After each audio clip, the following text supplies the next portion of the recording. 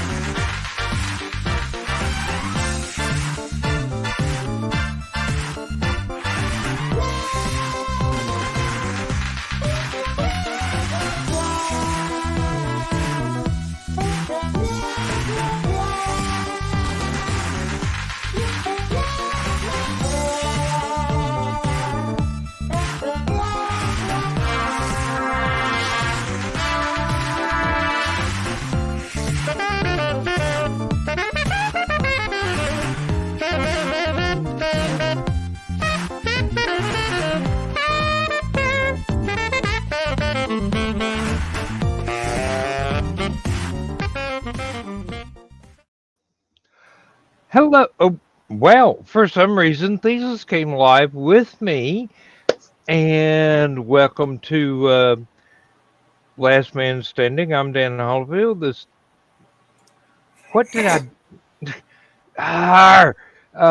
We had some terrorists join us on Stupid O'Clock. Thesis has admin capability on your page and let himself in. And then when you popped up, he came in with you. Because I noticed that when he first signed in, he popped up. So this is okay. So Joe Dog gave Thesis admin powers. That's great. Well, let's bring in the. I hate to say ladies. Yes. Okay, ladies. Yes, I was going to say lovely but ladies. The Number people one. that are actually worth looking at. Number one, who you calling a lady? And number two, Joe Dog gave Thesis administrator, not me. I didn't touch shit. I didn't touch nothing. I'm just. You wait till I see that boy down in Dalton. Why would I not call you a lady, Aunt Donna? That's because you whoop your ass. That's why. We're all men here. Because no offense, a proper lady has a guillotine and can lop people's heads off. No, I have swords I have swords and axes to do that. And Donna has an axe. Yeah, but a lot more personal. Yeah. Well, swords and axes are cool and all that, but it's a guillotine. Come on, just that. Ready? Yeah. Wow! It's basket head. You spent too much time in Europe, John. You think, weapons of mass slaughter are only supposed to be used one person at a time. I am one of those people that believe we should bring back stocks on the courthouse lawn and guillotines. And just. But a guillotine can malfunction. Only if you do it right. You've got to have real talent to make a guillotine malfunction. Can you imagine being stuck in the guillotine? All of a sudden, somebody's go over there. It's just half done. Oh, it ain't working right. Hang on a minute. I'm gonna saw this off now. Yeah, the rope gets caught. They didn't cover it up when it rained and it rusted. Joey, bring the hammer. One of my all-time guilty pleasure movies is The Longboats. Okay. Where the Vikings are trying to find this giant golden bell, and they wind up having to go into Moorish lands, and they're captured by the Moors. And the Moors, to show them the power that they have over everybody, bring out this thing called the Iron Horse, or I think it was called. And the Iron Horse is this giant. It's like a cross between a playground slide and a blade. So it's basically this giant curved blade in the shape of a horse. The guy climbs up there, gets on the platform, jumps down, and it slices him in half as he's coming down the blade. That's what the longboats. The Longboats. What's his name? Was in the Alamo, or he was in John Wayne's movie The Alamo. Played. Got me. There were a lot of people in that movie. Jim Bowie. One of the big stars. Because it was Wayne, Stewart, and the guy from the Rat Pack. The guy from the Rat Pack. Guy from the Rat Pack really narrows it down a lot, John. Westerns from the Rat Pack. Dean Martin. Was it one of the white guys, or was it one of the black guys? I mean, seriously. I was going to say it was only one black guy. Strangely enough, actually, they did one. There was a couple of honorary guys in there that were Richard Widmark. I'm sorry. Richard and Lawrence Harvey was the one I was trying to think of. I would have never guessed that guy. Lawrence Harvey. He played the son that went nuts in the Manchurian Candidate. He was the one with the sniper rifle. I've seen like 3 remakes of that. I know, but I'm talking about the original because it was good. I know. The remakes are not good. I have although Denzel Washington was in one, as I do recall. And I've refused to watch it just because that is one of those classic movies that should not have been remade. But maybe Denzel did a good job. I mean, I don't like the concept of remakes most of the time. Especially the really classic. If you're going to have somebody redo a part, that's a good actor to have redoing that part. Besides, there are better war movies with Denzel Washington. There's a new theory going about as to why they did not retreat from the Alamo. They were ordered to abandon the Alamo and didn't. Yeah, they were supposed to destroy it and get the heck out. Yeah, and who was the head army dude? Well, the guy in charge of the fort was Travis. He was a. It might have actually real army, supposedly. It might have been him who had the orders, and he stayed because he had a stash of gold, and he wasn't about to lose his gold. One of the other problems they had was the Mexican army was moving a bit faster than they thought they would because it was such a huge army, and they started taking over several of the fortress areas in the area. I'm trying to remember the one starts with a J. Thank you, Thesis.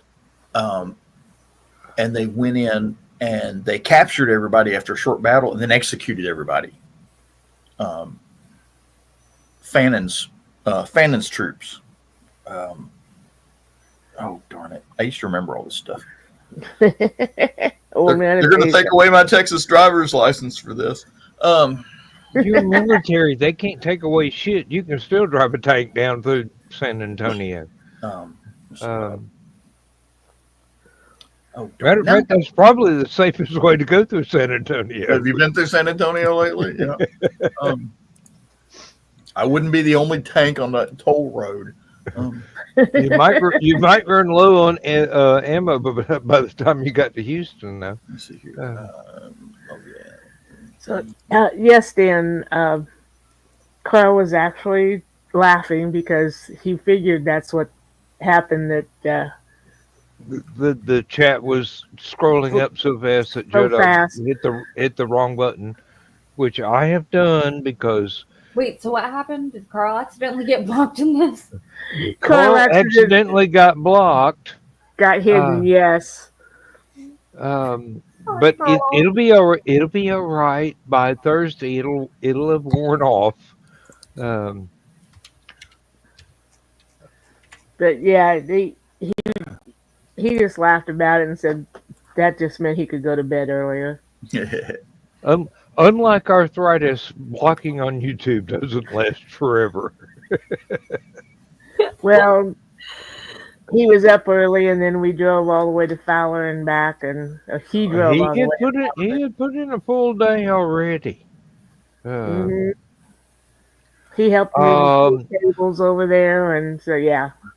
and Donna, can you give us a quick StompCon report? I mean, Dawn is obviously still busy, so Okay, Carl has got pictures that he will be posting. I don't remember anybody going around with a vid though and they should have.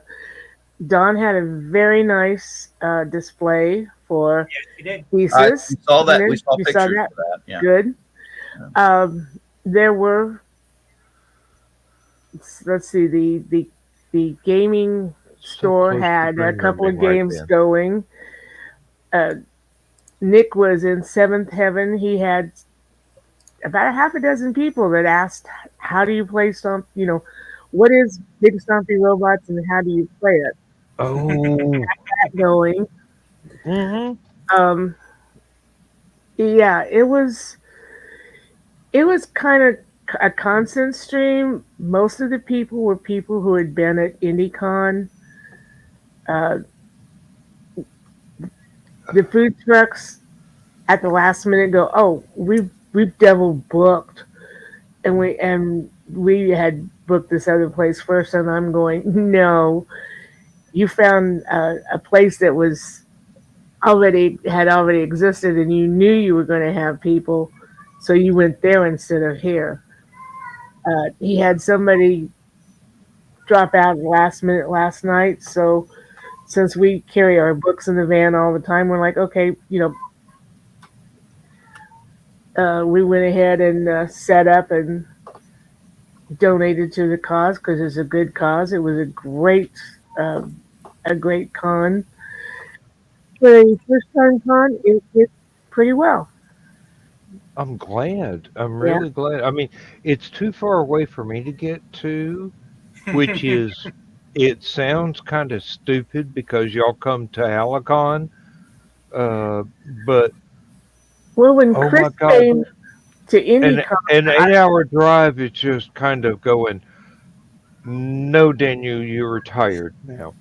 And it'd be like a 17-hour drive for Thesis and Foxy. hmm Um, y'all know if you ever wanted to like fly into Indy, you would have somebody who would pick you up and take you up there. There is last year, Chris in my and case, John it would be. stayed at a G&B that was very nice. She's staying in a hotel in Kentland, which is like just down the road from Fowler.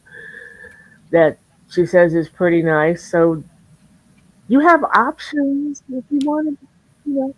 Hey, whenever I consider flying into somewhere, the first option I think of is, am I going to get a police escort and handcuffs out of the airport when I get there? Um, Only if I come to pick you up. hmm, And then the handcuffs are furry. no. No, they're gold. Only if you're behaving. The handcuffs are golden. Honey, you have yet to meet me in person. And the police escort would be my personal escort because I do know several police officers. Yes, you do. And fortunately, none of those know how to dance. So I wouldn't have to be worried about the YMCA on the way down. Um, um, I will neither confirm nor deny that. No, I'm not on a do not fly list anywhere, Yep. but maybe on a couple of do not take any shit from this dude list somewhere, um, just because of who I am. No comment. I love you too, Aunt Donna. Looking forward to that kiss that I owe you. Me too. Um, I got several nice hugs from our little friend Alec. oh, Alec is so great. It would be so nice to meet Alec in person. He, he, Uh, he is great, and since he's only 17 this year, his mom sends a signed letter that we can give him hugs because we like to be super safe about stuff like that. I actually hate my vertebrae at the moment. I know exactly how Dawn feels sometimes. Um, I move, something pops. If hmm I'm lucky, it pops in a good way. Uh, Foxy, um, Okay, Foxy, there's an Amtrak in Champaign, Illinois, which is only 30 miles away from Danville, where I live. So there would yeah, be and someone to meet you actually, there. from what I understand, those trains are fun. I mean, I highly recommend trains. Nice. it's like a luxury airliner without m- much of any possibility of falling 10,000 feet into the ground at any Oh, given moment. we took a Uh, train from here to Glenwood Springs a couple of years ago. So They've got this train, and I had this idea for the perfect Disney vacation. You go to Orlando, go to Disney World for about a week, catch the Sunset Unlimited train on Amtrak, and it goes all the way along the south coast of the United States, southern border of the United States, winds up in Los Angeles. You then spend a week in Disneyland. Get back on the train, come back to Orlando, go over to the coast, get on the big red boat, That's where you've lost me. and take the Disney boat for about a week or whatever the cruise is on the boat. But the nice thing about the Sunset Unlimited, if you pay a little extra money, they will assign a historian from the National Park Service to sit in Really? the observation car with you at certain times during the day and point out historic points along the route. yeah, right. Like I want to hear, "Hey, wake up! We're passing the Grand Canyon." Uh, no, John, you lost Aunt Donna at getting on a boat. You lost me at going to California. I'm sorry. Um, I, much you, as much as it's much just as I one of love my Led bucket Zeppelin, list I ain't items. going to California. One of Uh, my Yeah. bucket list items is to ride the Matterhorn at Disney World, Disneyland, because that's like in the first. California, yes. I've been to Disneyland in California. Um, my mother's best friend from high school lived 2 blocks away from it. And so her two sons knew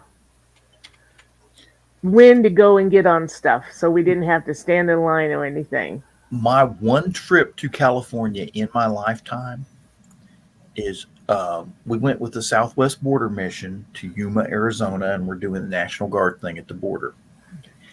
And on one of our days off, they drove us up in a van to San Diego, and we went to SeaWorld at San Diego. That was our big day off. Nice. This was back when they still had fish at San Diego. Oh, you were looking for nuclear vessels. Nuclear vessels. And but for those of you who don't know, San Diego SeaWorld had this thing called the Budweiser Village.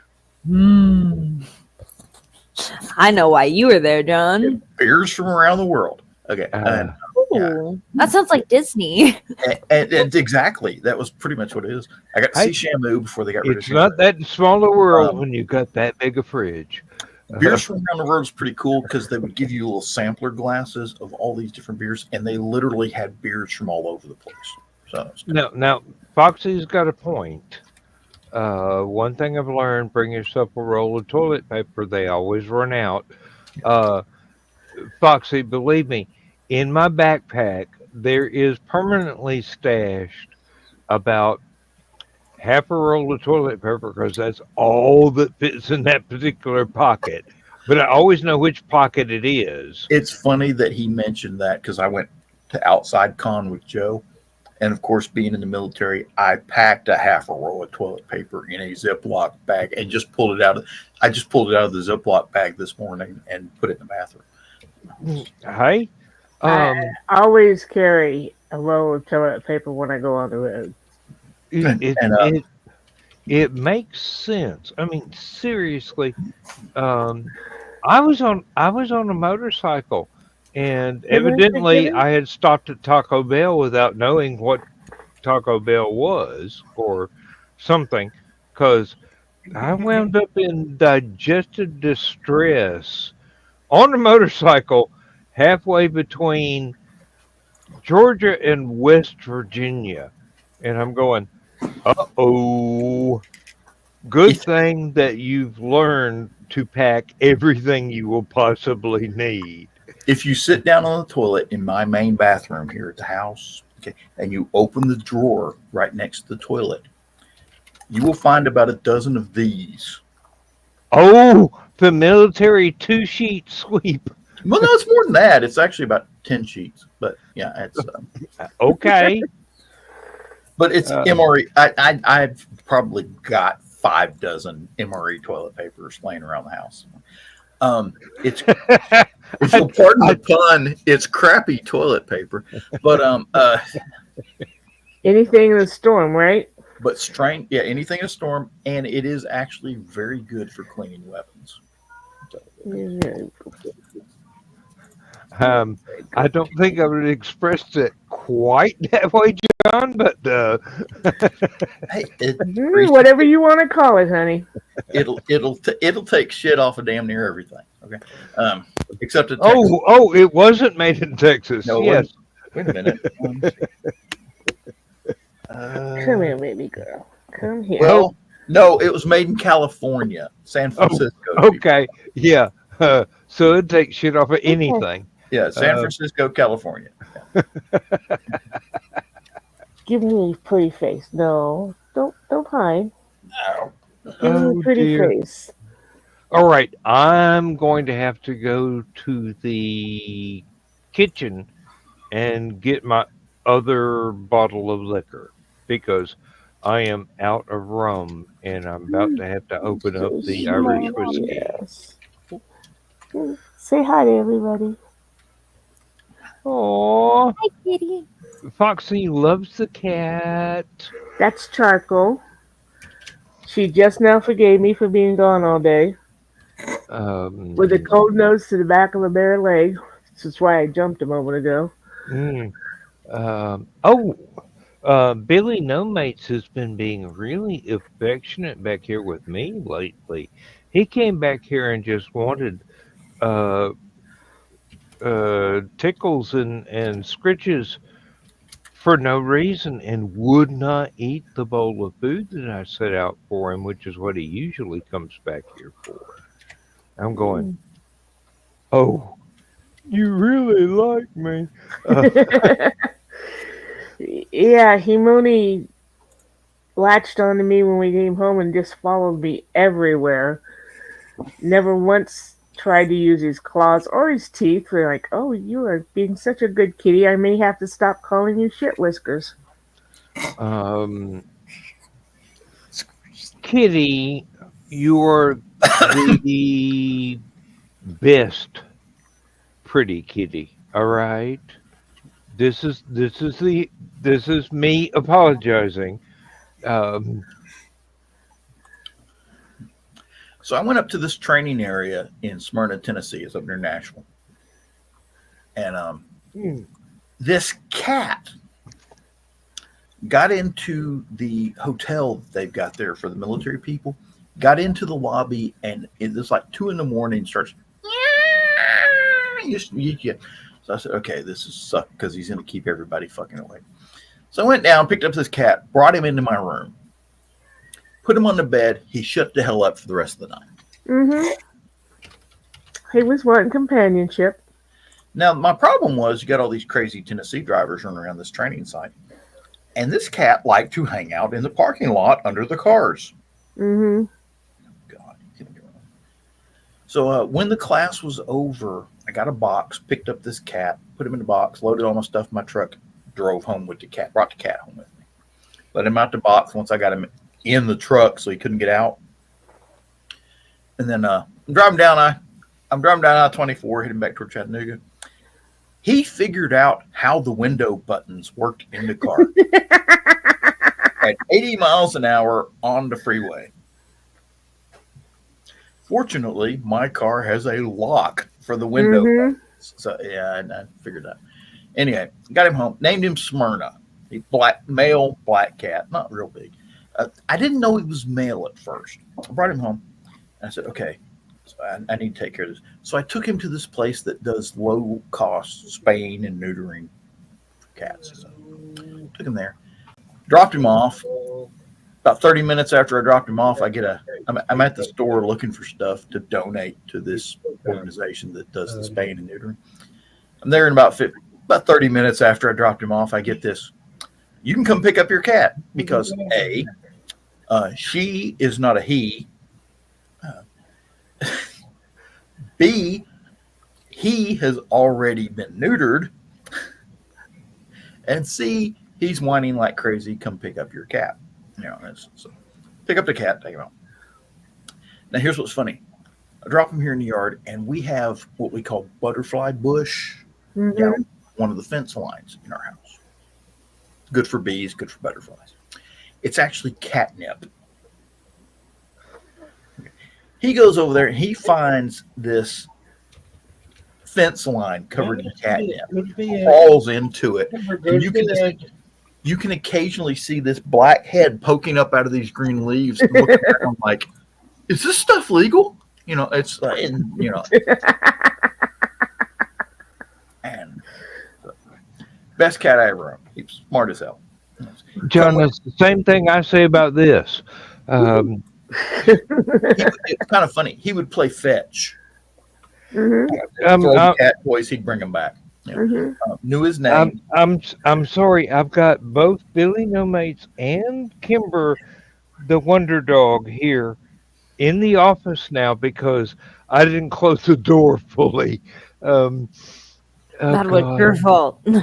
Yeah, I know it's my fault, and Billy wants to eat some cat food, and the dog is going, I know there's food back here. I can smell it. Anyway, before Dan interrupted you, what were you saying, John? Just a great cat. He was smart. He would, he knew his name. He'd come when you call him, which I have never seen that in a cat before. So When we had 7 cats, they were all pretty much, oh, yeah, you're talking to me? I would think, yeah, exactly. these 5, no. Callie will come, and he also likes to play fetch. 7 cats for 7 brothers. Sorry. I'm sorry. People would wonder we had. That's so close to reality. Actually, Yeah. Wait. Oh my gosh. I don't even give me. People No. You'd have to go full green room to get that one. But, anyway, yeah. People would find out we had 7 cats, and they'd look at me, and I'm like, not my fault. Not a crazy cat lady. It's Carl. He's the crazy cat man. Well, we had the 3 Siamese inside, and when we were looking for houses, he's like, it's got to be big enough to take the 4 cats that live on the porch because I'm not leaving them behind. I'm like, Okay. Crazy cat lady. I actually came up with a cryptid that was the crazy cat man that walks through the woods with about 1,000 cats. Including some really nice big ones. As long as they were feedless, it didn't matter if they were domesticus or not. Um, yeah, and let's just say nobody successfully ever messed with this guy, but I've had that's as far as that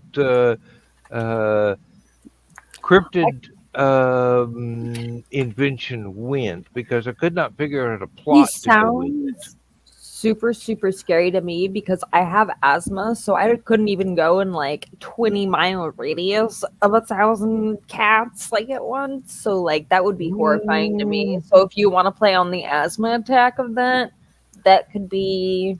I wouldn't. That's not my Sorry, kind. I'm a That's makeup artist, not a writer. That's not my kind of horror. Usually it would be, oh, you want to mess with Bob? You got to get through us first. Snicked. With the Wolverine claws coming out of a tabby. God, I need to make Kimber go to bed, and I need to be able to lay down Billy's bowl of food without Kimber eating it. The two concepts are not going to mix. Okay,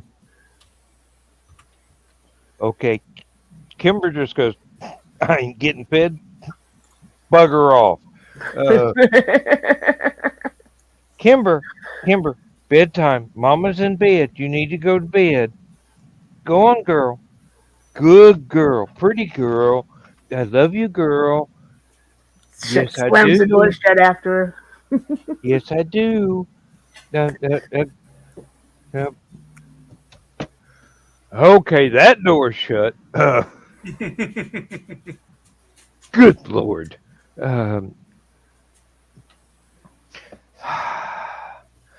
I don't know what it is. I really don't know what it is. It's animal magnetism. Mm-hmm. I attract animals. Mm-hmm. Aunt Donna, no.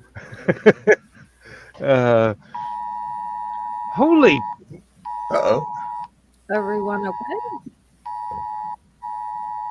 Is that you, Dan? Evidently, in Atlanta, there are now 2 missing children. And I got an emergency alert right then on my phone, which I don't mind because I need to know that stuff. Amber alerts, yeah, they're important. Yeah, I mean, usually it's either a tornado about to hit my area or it's a child that has been kidnapped by someone. And this is just, that's a stupid word. This is 2 children that have gone missing in Atlanta, which is not something anybody has taken lightly since the 70s, when a lot of children that went missing were I don't think it's been taken not lightly found ever. still among the living.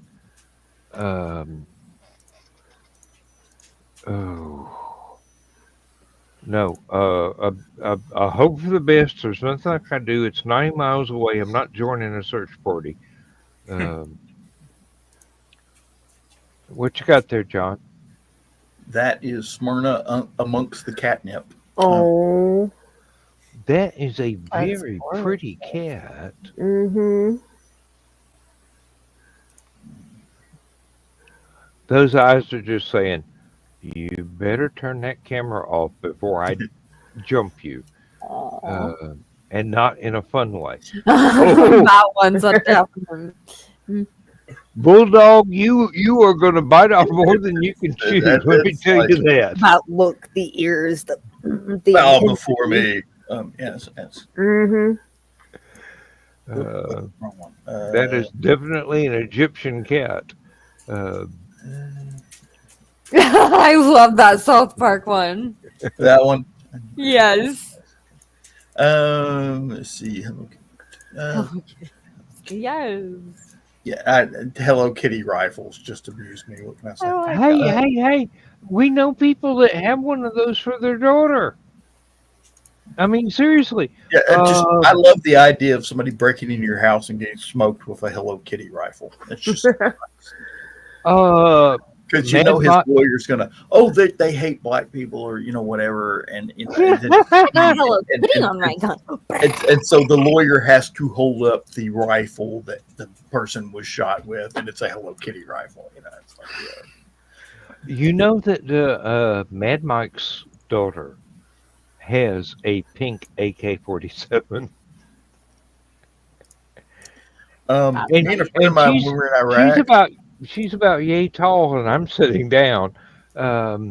we confiscated a bunch of AK-47s, and this guy, they were trying to figure out how to get rid of them. I said, we'll take them down here to the jeweler, get them gold plated, and tell everybody in the United States there was Saddam Hussein's AK-47, and see how much money we can get for them.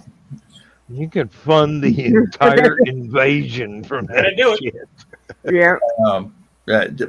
Strangely enough, I wound up putting them on a stone curb and running them over with an APC. So that's Like that's gonna hurt. it hurt the APC. It tore the track off the side of it. The AKs were fine. I know. Those things are handmade in a cave in China. Actually, they were sheet metal. Yanked all the guts out and ran over the sheet metal, and they were useless. Oh, you hope so. Well, if they can get the bolt back into that sheet metal, I'll be impressed. Hey, I know some guys in Tennessee that can make something that would stand up to your little APC. And actually, they could probably build you a better APC than what you were issued. But then they're rednecks from Oak Ridge. Mhm. So, do you remember a show a few years, it might 5 or 10 years ago? They made guns on the show. Yeah. And the daughter wanted a pink gun, so they made it the pink gun. I missed that show, actually. They got in trouble. They made somebody a machine gun or something. And the person told them he had the right paperwork. Have you heard of the USS Kidd? Yes. In Baton Rouge? Yeah. Okay. It's in driving right now. They're refurbishing it. It's a museum now. But they always shoot off their guns on 4th of July. Right. These people had the job of refurbishing them right before the big thing. My buddy Tim is the assistant curator down there. He shot off the guns, lost half his hand. Ooh, that's not good. Yeah. Well, he's a Cyberman now, and he thinks that's cool because he's also a sci-fi writer. But yeah, that was kind of the beginning of their downfall. And then they had the trouble that you were talking about, John, that somebody wanted them to build an illegal. Yeah. Yeah. I once found and now own a clone of a Tommy gun that was built by friends of my dad he worked with at Oak Ridge, and I had been in their workshop many times when Dad and he'd write out and go, I'm going to go visit the guys at the shop. And they had all these Tommy gun parts laying around in the workshop. And I'm going, this is way cool. I went to a store, well, yes, it's a gun store, sporting goods store in Athens. And they actually had one of the assembled semi-automatic Tommy guns from these guys in Oak Ridge. And I told Dad about it, and he goes, how did that get down here? I mean, it's legal because it's not full auto. They never made one that was full auto. But how did it get all the way to Georgia? And I'm going, well, either somebody was a fan of Marshall Tucker or Lord only knows. And I'm going, but it's mine now. Hold on.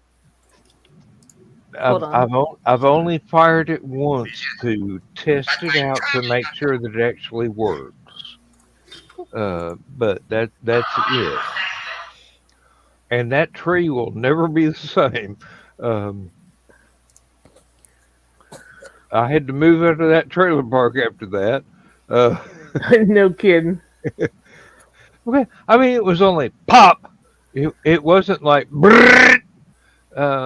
But if it had been, I'd have had me some free firewood.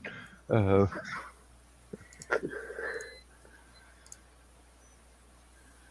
mean, seriously, if you can get a Gatling gun sort of thing like they have in the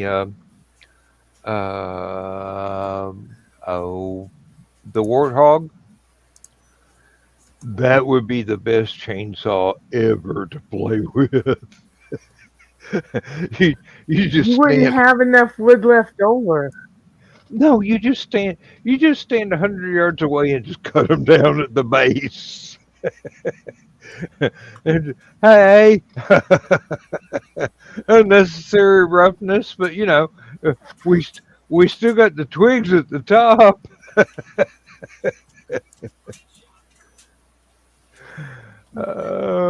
You don't have to worry about which way they fall. They're just going to fall in splinters.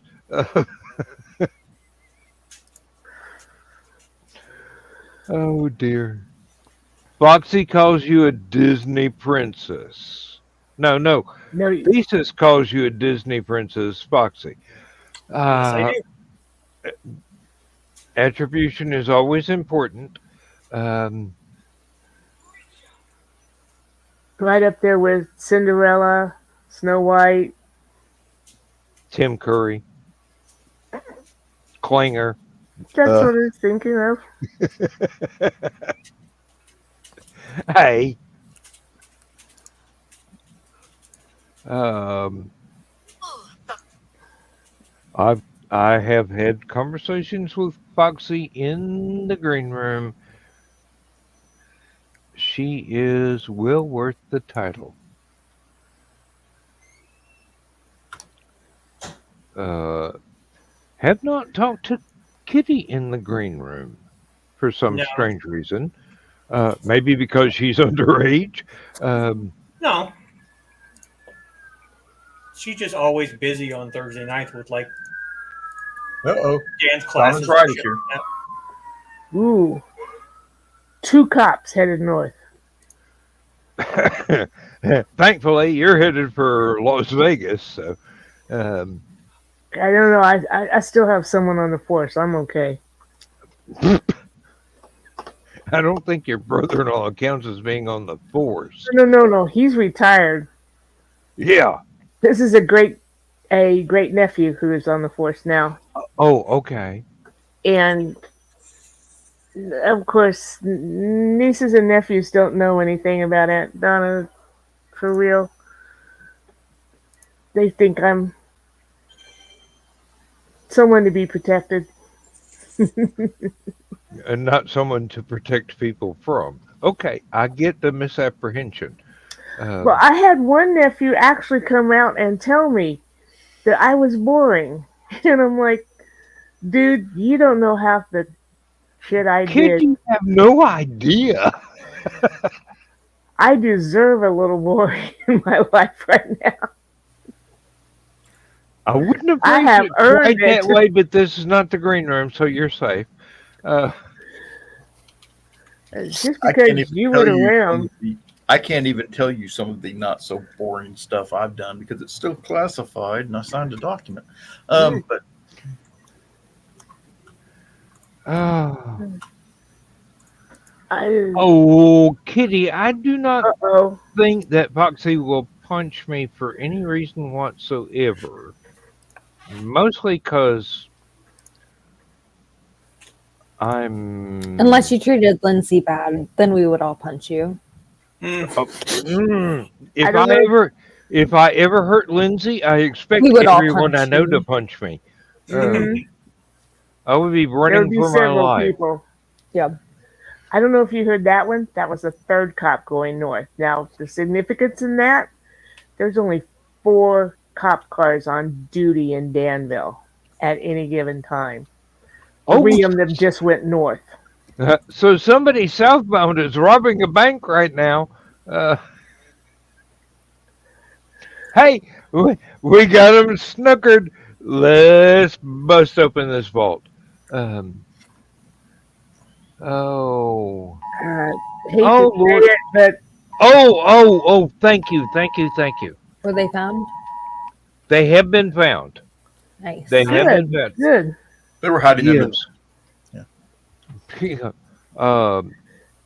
No, I hate to say it, Dan, but the criminals in Danville are not that freaking smart. No one in Danville's not that freaking smart. If they were that smart, they'd already be on the police force. Um, I mean, Yeah. no. With Okay, with it's the done. recent unfortunate events at the high school near Atlanta, the entire state's on high alert for anything whatsoever. Have you heard about the new shooting up in Kentucky? No, we've just no. been hearing about the results of the investigation to the one near Atlanta. Some jackass up in Kentucky lives on the side of I-75, has been shooting people along I-75. I don't know the whole detail, but they're pretty sure they know who it is, and there's a manhunt going on right now for it. So they closed for a while. They had I-75 closed off, and that's no mean feat right there. Ooh, Foxy, you mean where you live now or the high school that you attended? I'm assuming it's at the high school where the nearest high school to where they live. And seriously, if you can find a Mormon that knows which end of a knife to hold on to, you got a bright one.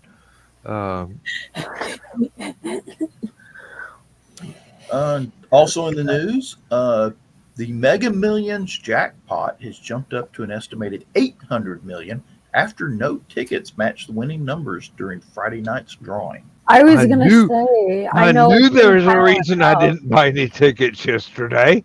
But you could have had the winning ticket. Yeah, really. Yeah, me and could've- Willy Wonka, maybe. You could have had the only winning ticket since nobody else matched. Do you know how much I would have to pay in taxes? No, how much? See, Oh, that's one you- of those you tax think you bills can- I would love to pay. It's like, Yeah. hey, IRS, here you go. I'm throwing, just pull out wads of $100 bills. Here you go, IRS, you dumb fucker. Take that money. 800 million, they take what, 50%?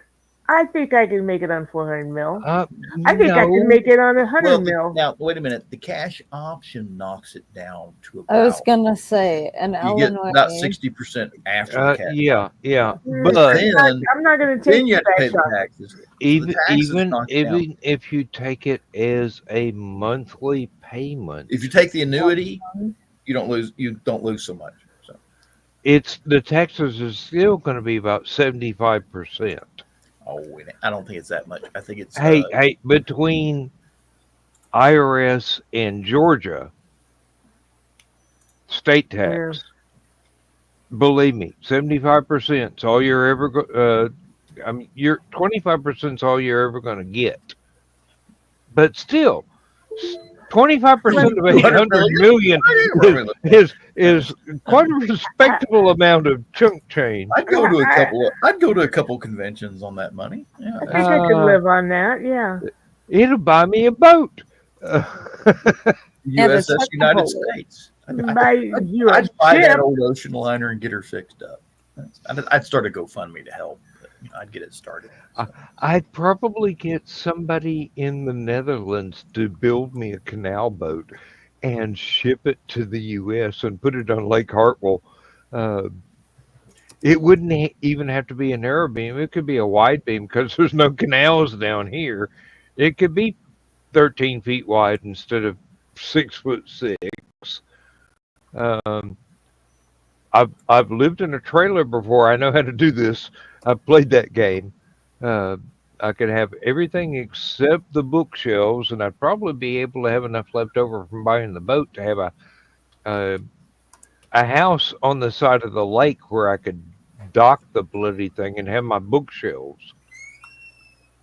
In which case, my sister and sister-in-law would probably take the family home and turn it into McMansions, which would piss me off entirely.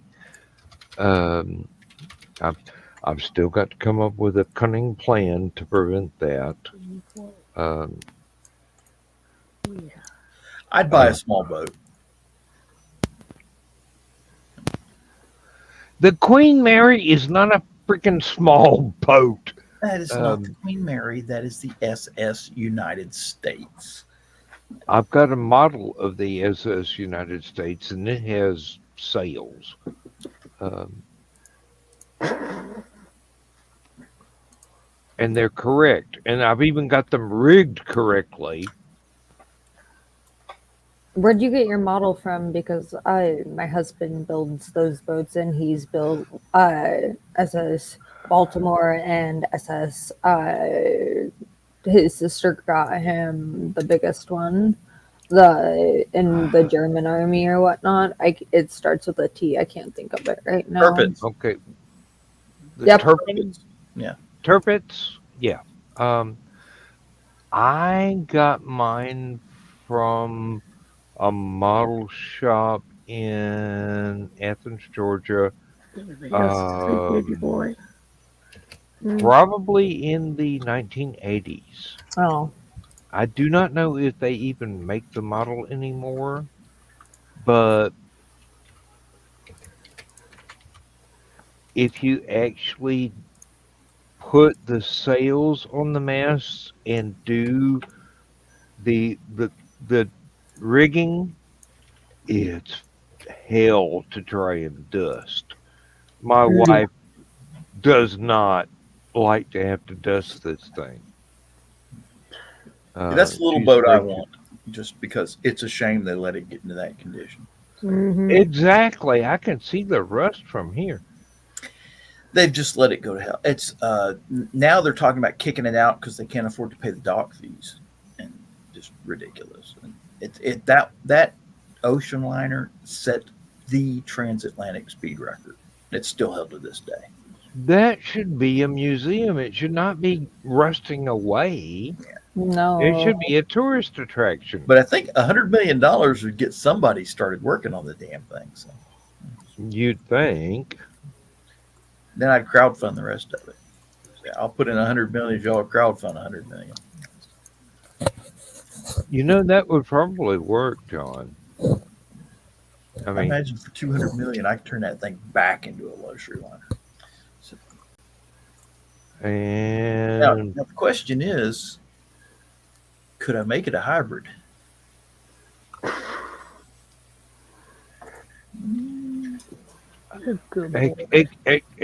Wait a minute. Point of order.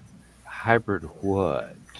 A hybrid system where you have an engine that can run the ship, but you've also got the electric motor. Most diesel electric submarines are like that. The diesel actually powers the generator that runs the electric motors, and that's what propels the submarine. So the Viking ships I like that. They're hybrids. because then you could also put solar panels and stuff like that on it, and like do the well. John, the reason I asked is because for that kind of money, you could make it a nuclear electric. Ooh, they built this ship called the SS Savannah. I don't know if y'all Yes. it was a nuclear powered cargo ship.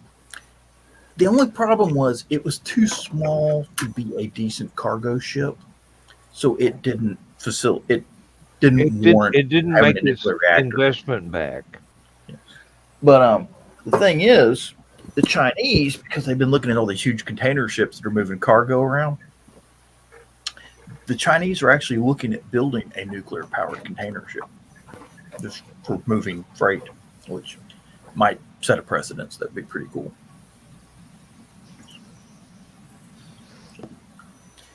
I'd love to see Not the something. green room. Not the green room. Not the green room. Now the SS United States uses oil to fire a turbine to run the ship. Okay, that's how they generate steam, is with oil. I wonder how hard it would be to actually put a nuclear reactor on that thing. If the main systems are steam powered, you can actually have a thorium nuclear reactor that outlasts most uranium and plutonium nuclear reactors and has less waste. Where's Lex Luthor when I need him? You don't need Lex Luthor. I'm here. I don't know. I kind of like the idea of having. Just be glad I'm not evil, okay? It runs on kryptonite because that would be well, if it glows strong enough, you can make it boil water. Okay.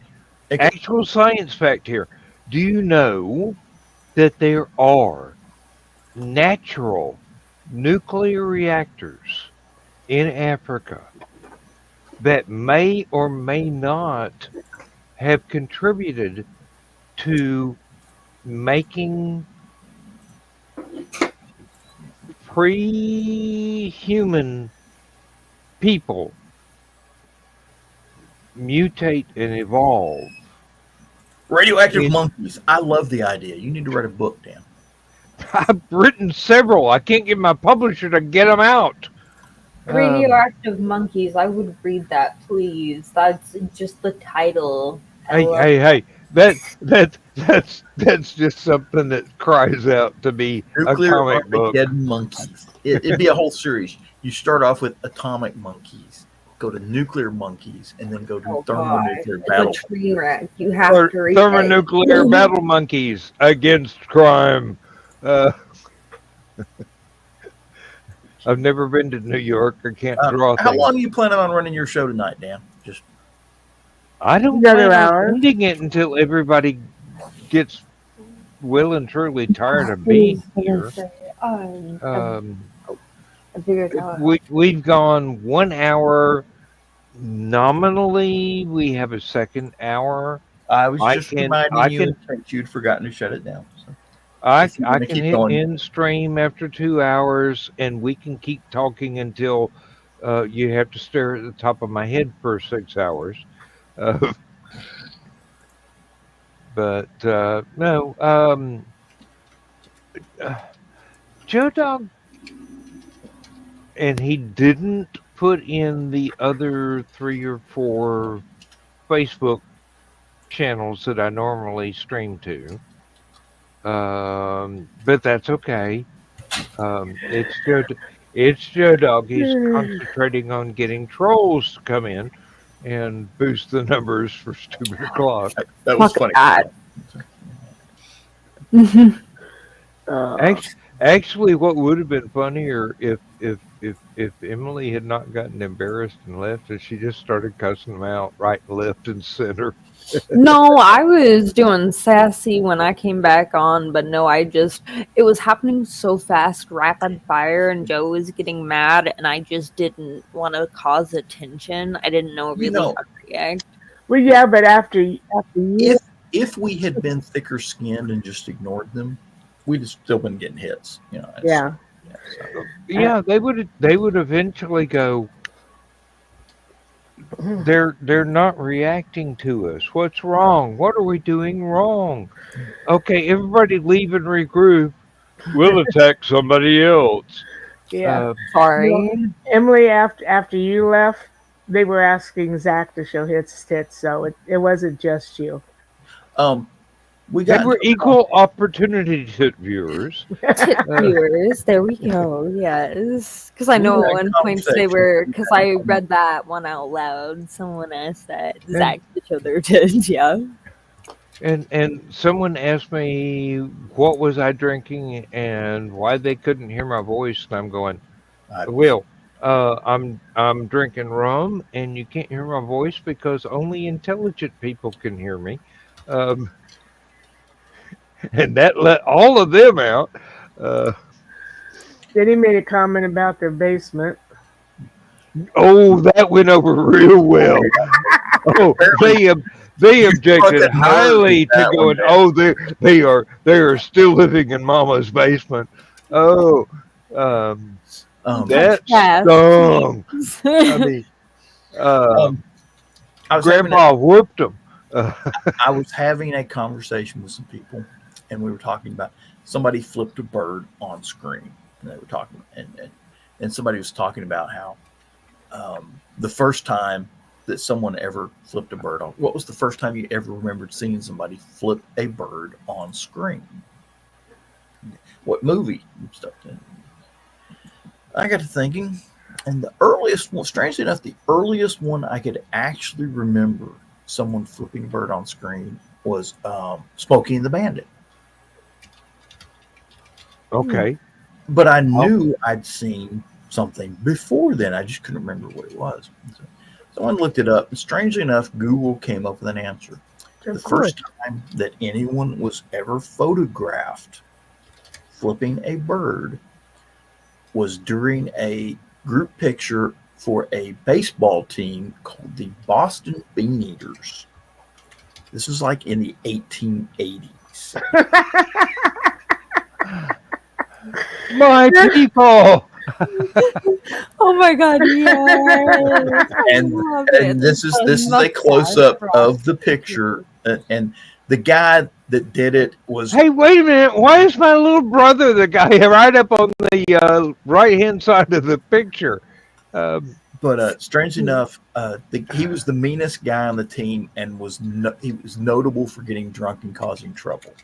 And when they took the team photo, there he was. My kind of people. And apparently, that is the first time in history that they found someone. So I won the internet today. No, seriously. The guy with the thin mustache that was up in the right hand corner of that picture looks exactly like my little brother, who looks exactly like Nikola Tesla at that same age. It's about that same time for me as well, Kitty. I'm tired. Will, to be honest, there were lots of girls that found my little brother electrifying. He did cut a wide swath through the ladies when he was a teenager, unlike me, who was shy. Mr. Grease Lightning. Well, you made up for it later, honey. Yeah, once I got some self-assurance, I went, hey, you snooze, you lose. Let's just say stuff and see who laughs. Night, kitty. Sleep well. Good night, kitty.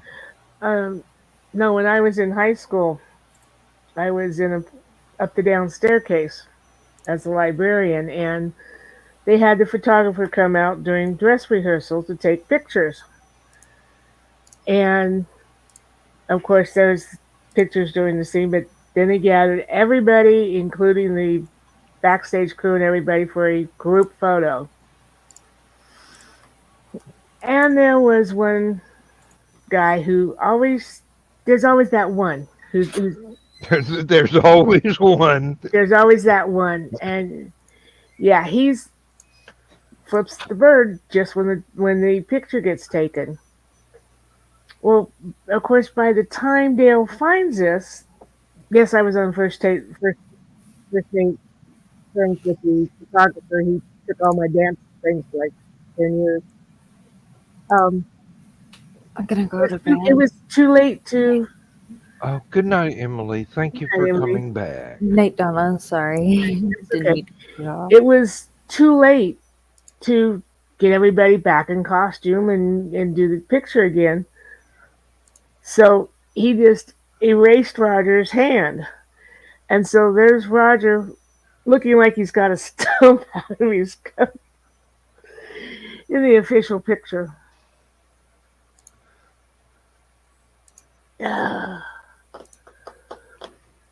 I don't remember the one in Smokey and the Bandit. The first one I remember is in White Nights. White Knight? You mean the Gregory Hines and Mikhail Baryshnikov movie? Just before they do their big dance screen together, they're sniping at each other. And Hines is on the bar. And he does it upside down. And he goes, see this here? And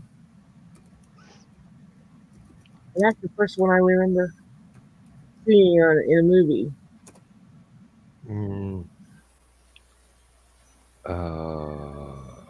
Trust me, I studied White Nights. Back then I could do that dance sequence. That was a good movie, though. That movie. There are movies that my wife watches over and over and over again, and I keep telling her there is no way I can dance like Swayze. I'm sorry, dear.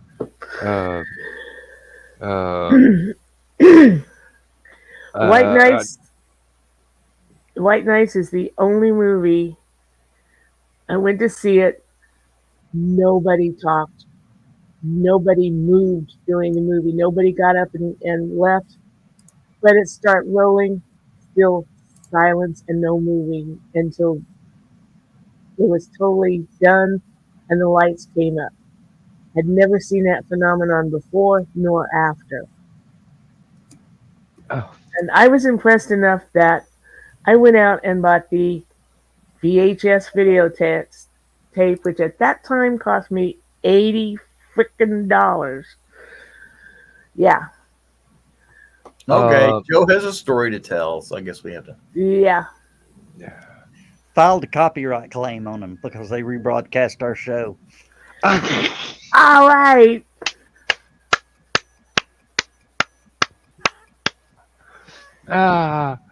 Great. Hit him with a music copyright because I wrote the intro. Well, they didn't play the intro, I don't think. So that's. Hey, doesn't matter. If they rebroadcast the show, it's the show. Hey, they played more than 10 seconds of it. I can copyright claim them. Great.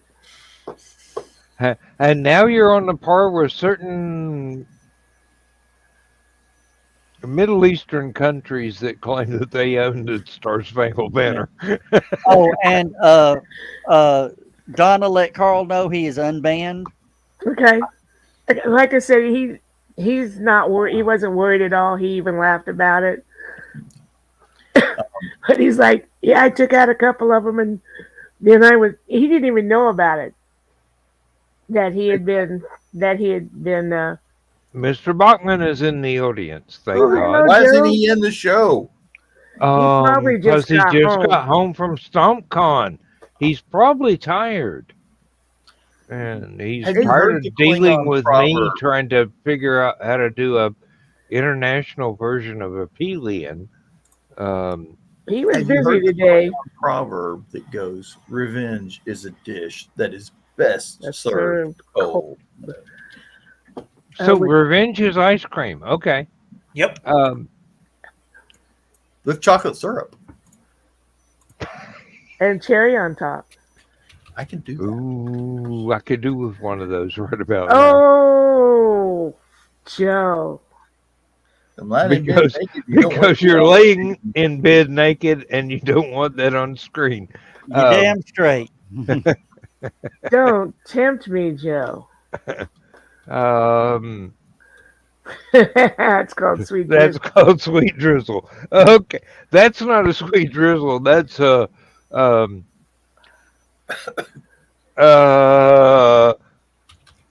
Boy, Joe missed all. Joe I'm missed I'm all. trying to find polite words in my own damn show, and I shouldn't even have to be trying. Joe missed the best night of stupid o'clock, didn't he? Yeah, Oh really. yeah. But anyway, Joe Dog, yes, he had come in here. He was laughing, and he didn't even know he had been hidden until they got in here. I'm like, they hid, you're hidden, and he's like, I am. I'm going to bed then. Tell him we're sorry. It's okay. He did get rid of a couple of them for you before he got Before he got actually scrolled up and hit by mistake. Yeah. It And happens. Mr. Boxman, I'm not gonna sugarcoat this. And you should call your wife because that's probably called a monumental erection. So no, I'm not having issues with the international version of Aphelion. I'm too. I have not made the monumental effort to go back through and correct all the links so that everything is internal rather than to the original site. But it's only a global search and replace. I can do that, but I've got to do it for 27 years worth of issues. So you better get started. That's not a trivial undertaking. So you better get started, huh? I gotta mow the yard first. Hey, if Mama ain't happy, I ain't gonna be able to do anything. That's true. But yeah, I thought I'd update y'all on that. So That's delicious. Yes. what will actually happen besides they get Well, YouTube spanked? One, I requested removal of the video. Oh, okay. So YouTube pretty much instantly takes the video down. And you're probably not going to put that particular show in the Joe Dog archive on YouTube? No, I'm gonna leave it on there. Let them.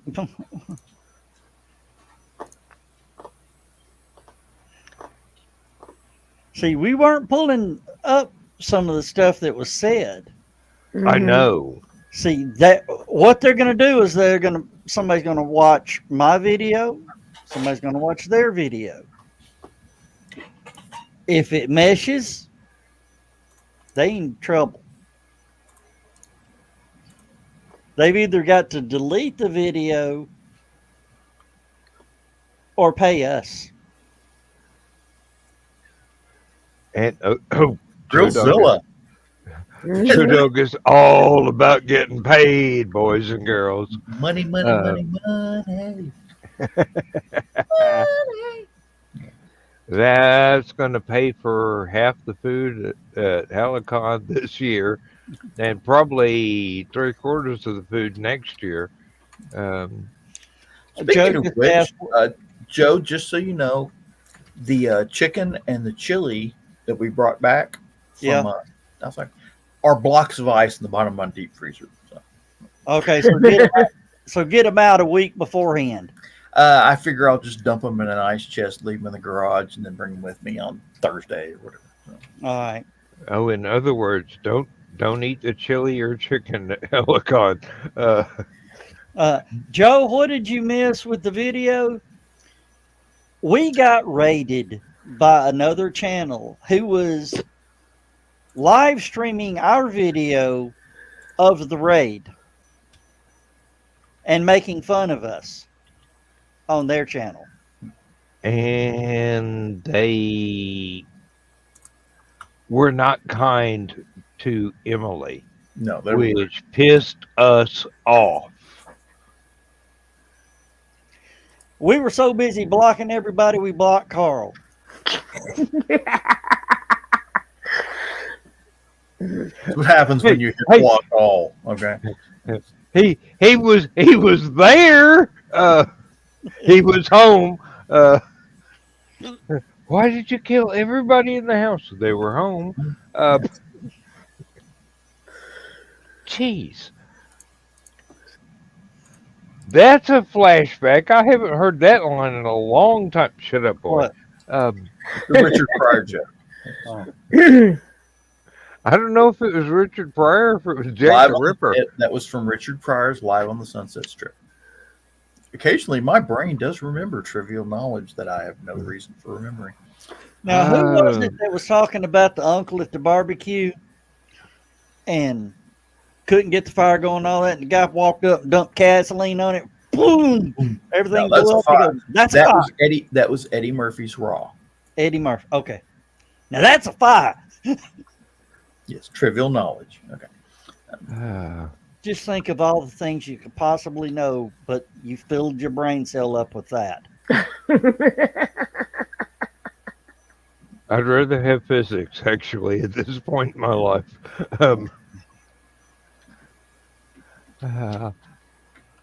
Although I was always a TV junkie, and when we got cable, I was watching everything on HBO. So. I'm still trying to remember the name of the comedian that I liked so much that did the music video about being an asshole, but Dennis Leary. Dennis Leary. Thank you. For some reason, my brain will not retain his name. That was from his HBO special, No Cure for Cancer. Exactly. We got the Duke frozen. We're going to thaw him out, and then the commies are going to be really scared. Because we got John Wayne and Nukes. And we're not afraid to use either one of them. You know, John Wayne with nukes wouldn't scare me as much as Joe McCarthy with nukes. Oh my, yes. Yeah, but he'd use them inside the country. But he's an alcoholic. I mean, No, Joe. He'd go to the bar. Wait, football wrong tournament. McCarthy. Sorry. Not Paul McCartney. No. I don't think he'd use nukes, to be quite honest. I was thinking the one with the little list that was actually his Joe McCarthy, yeah. Yeah. his shopping list, but said I've got a list of all the communists in the government, and Actually, that was from the Manchurian Candidate, but yeah, same idea. Yeah.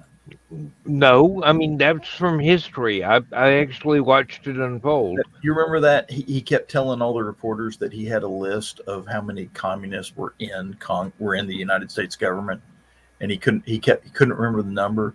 So he asked his wife, "I need a number that I can remember that's easy." And he was eating a steak, and he was putting Heinz 57 steak sauce on his steak, and afterwards he goes, 57 known communists in the United States government.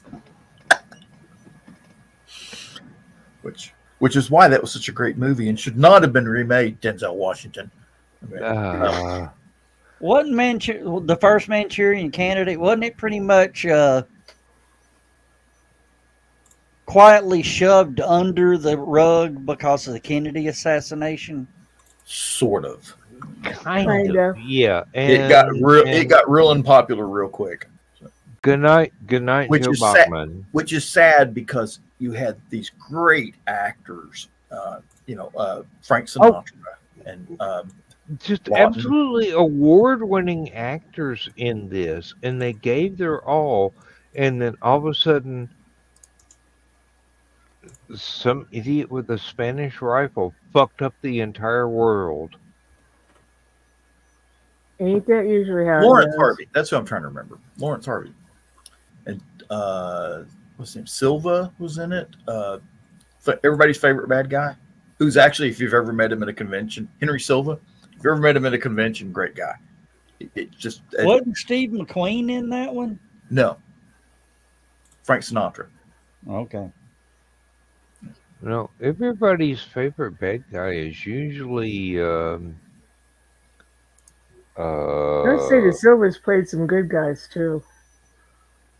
well, yeah. I just wanted to drop that news to you guys, and I think I'm going to say, so long, farewell, Adidas. Good night, Joe Dog. That's stuck in your head. No, it's not. Good No. night, y'all.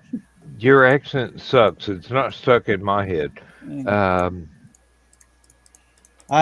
Now, I'm sure I want to leave the studio.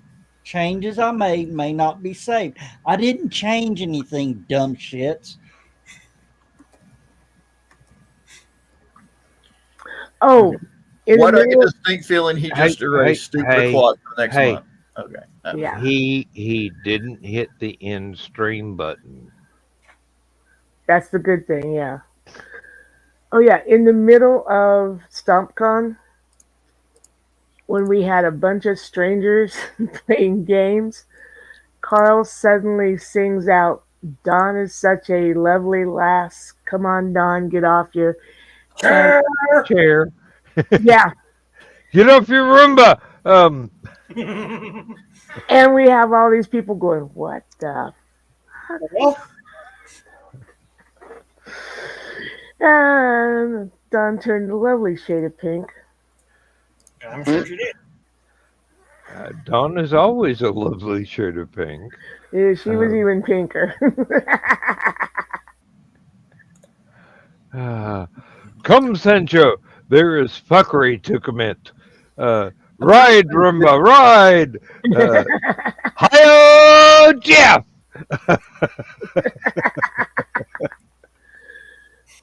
I was trying to find a really good picture of Henry Silva, but they No, always I'm just sitting here going, oh my God, I probably robbed pieces of his tagline. That is probably the best picture I could find of Henry Silva. So.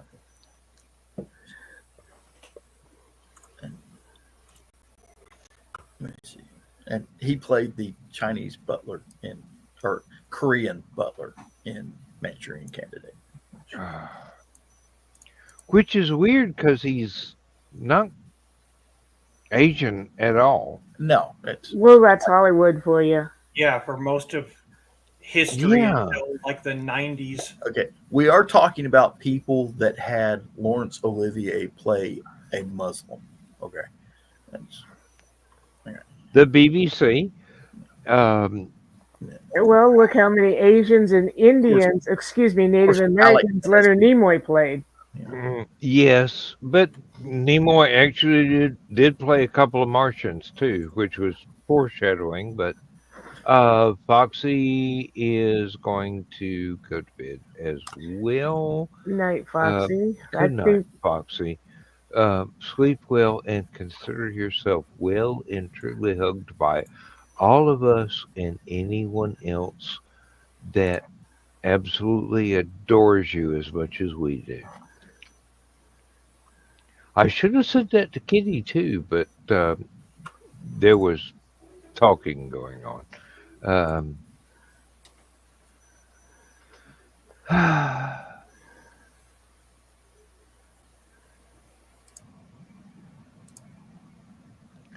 Suddenly, I can't wait for Hallowcon. Hey! I can't bend you backwards. Your back doesn't go that way anymore. It's not what you said last night. Well, reverse cowgirl only works in certain age groups, honey.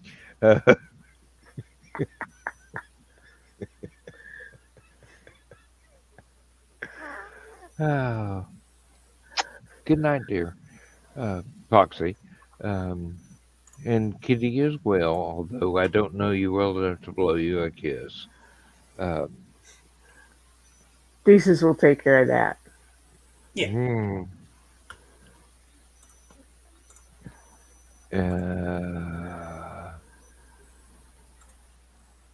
Lindsay is now panicking about all the stuff she's got to do between now and Hallowcon. I'm going,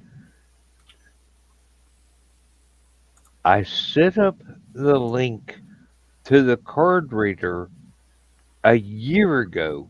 You're just now trying to put the inventory in. Honey, I'm not the one who's procrastinating here.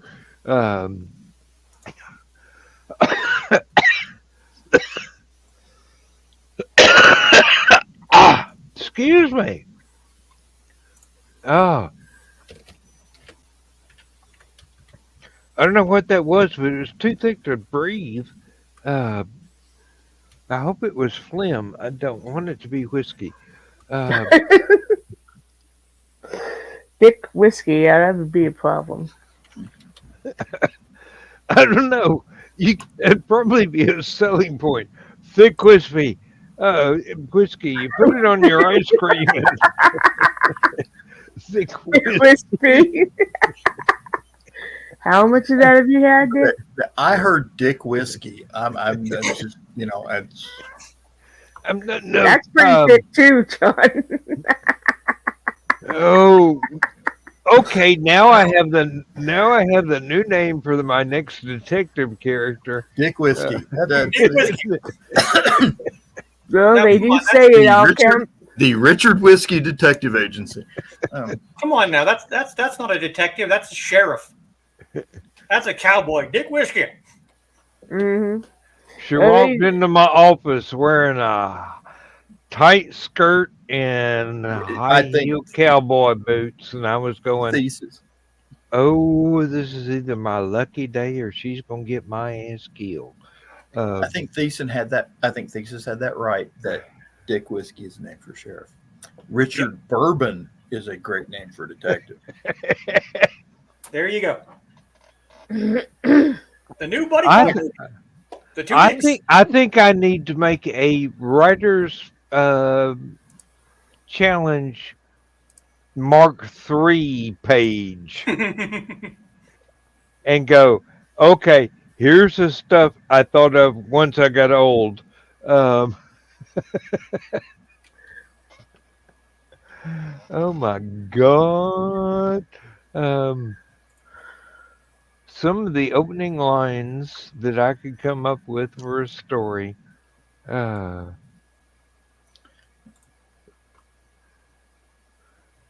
I'm still using some of the ones from the original Writers Challenge, and I'm going, hey, I still want to write that damn story. Nobody's done one that I approve of yet. There are a couple of those that I wish people would write, but no one's ever tackled the challenge before. There's a carpet store about halfway between where I live and Dalton called Beaver Carpets. And every time I drive past that building and look at the big sign on the side that says Beaver Carpets, I'm like, that's redundant.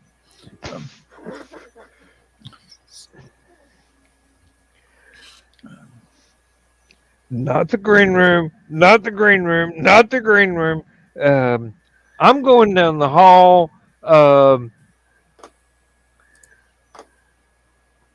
Yes. Thesis, you're in charge because Aunt Donna's got a filthy sense of humor and John can't be trusted. I can be trusted, just not to do the right thing. Yeah. I'm sitting here thinking about Dick Whiskey, and they tell you that just tastes like what you eat.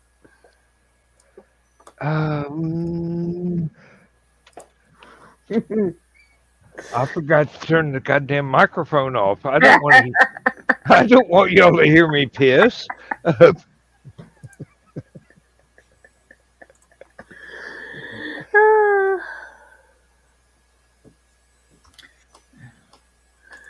just in case anybody doubted my authenticity. Oh, I didn't doubt you at all, but Nope. And if you look at the little map there on the side of the page, let me see, go over here. Wait, hang on. As you can see, it is literally right off I-75. So. Then there's Dalton, and up here's Ringgold. So yes, it's halfway between. So, all right. I like to get my facts straight. Well, it's the internet. If you say something on the internet, people will lambaste you. You lied. That's not the truth. You know, Snopes this, and you know, and it's like, bitch, facts. You know, yeah. The question is, why did they name it that? The people that own it are the Beaver family. They are actually named Beaver. Yes, I know some of their relatives. I would hate to go through life with the last name of Beaver, especially being female. Could be worse. You could have a last name of Bush. Mm-hmm. That's true. That's true. When the very first time that I went back to visit Foxy's family in Missouri, there's literally one road in this town, and we're driving down it, and I look out the window and I see a big, huge sign on a building that said Stoner Drug. And I just cracked the hell up. And she's sitting right next to me going, the hell? Stoner Drug. I've never noticed that before, huh? It's run by the Stoner family. And I'm like, of course it is. What else are you going to do when you have a name like Stoner? You're either going to be a pharmacist or you're going to be a pharmacist. Yeah.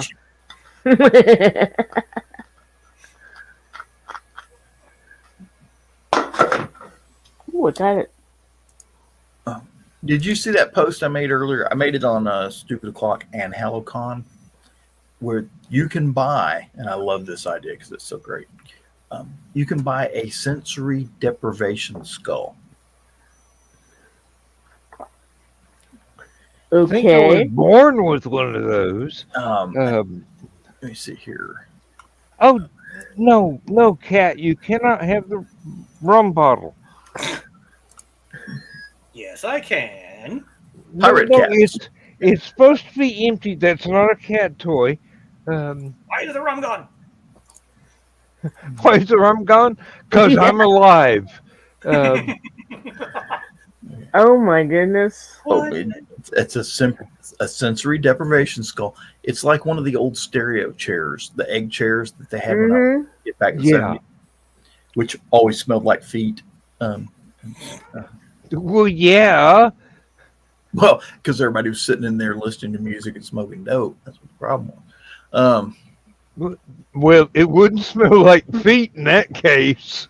If somebody's sitting there barefooted and not smoking dope, it would smell like feet. But the fact that they didn't paint I've been to college.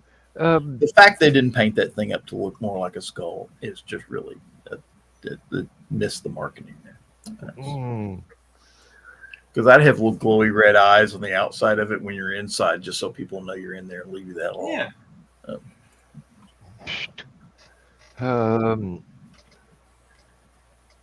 As long as the doors can only be locked from the inside. Because you damn sure don't want to be in there if the doors can only be locked from the outside. I have had 2 failed marriages. Well, they weren't failed, but they were unsuccessful. I do have to buy them flowers and put them on their graves now. Yes.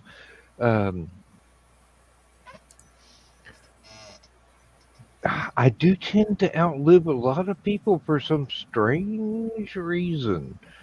And Aunt Donna is going to say something about being an old god of Appalachia any minute now. She's thinking it really loud. Yeah. This is the sensory deprivation skull that I want. Uh,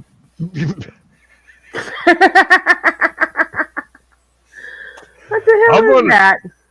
I'm on a mission from Zod. Zardoz. I know Zardoz, but there was a story in Aphelion called Zod that was almost as good as Hitchhiker's Guide. It was just so freaking absurd. I absolutely loved it. And it went on for years. And we were posting short snippets of it until one of my editors go, I'm really tired of doing this. I'm converting the entire rest of the story to one freaking file. This is the end of it. It's going to be longer than War and Peace. But who cares? I'm done. I'm going, okay. Aunt Donna, Okay. perhaps you'll remember the movie now. Never saw that movie. Oh my God. Sean Connery was in it, and he wishes that every copy of it could be burnt. No shit. I would love to have those boots though. The boots were the only except. Well, no, the boots and the pistol, because it's a Webley. Yeah. Oh, and now the food is almost gone, and the cat has disappeared. Well, duh. Um, You mean the food bowl's half empty, and he ain't whining for more food? Hey, Mike. Mike Jimmy. no, exactly. The food is almost entirely gone, and the cat is invisible. Although that is catness in its definition. Oh, there he is. Yes, Billy, you just want petting.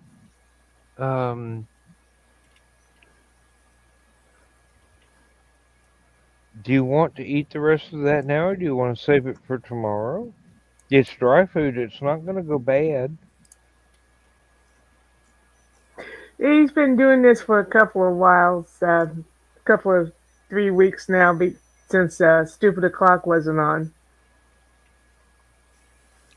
Oh yeah. We have been starting early. Mike, Jimmy, let me flash that comment up here so we can address it in. Well, I tried, but John, did you click the button at the bucket at the same time? Yes. For the last few months, there has not been a Stupid O'Clock, and I've been going. There's no reason for me to do a very, very late night Stupid O'Clock or a Last Man Standing. No reason for me to do a late night Last Man Standing. The cat is distracting me without having the Stupid O'Clock first because, Last Man Standing is supposed to be the after party. 1 second. I think I'm being called. Oh. I understand having a baby is very demanding. Having a wife can be demanding too. Not as demanding as having a baby. Believe me, I know. I've had several of both.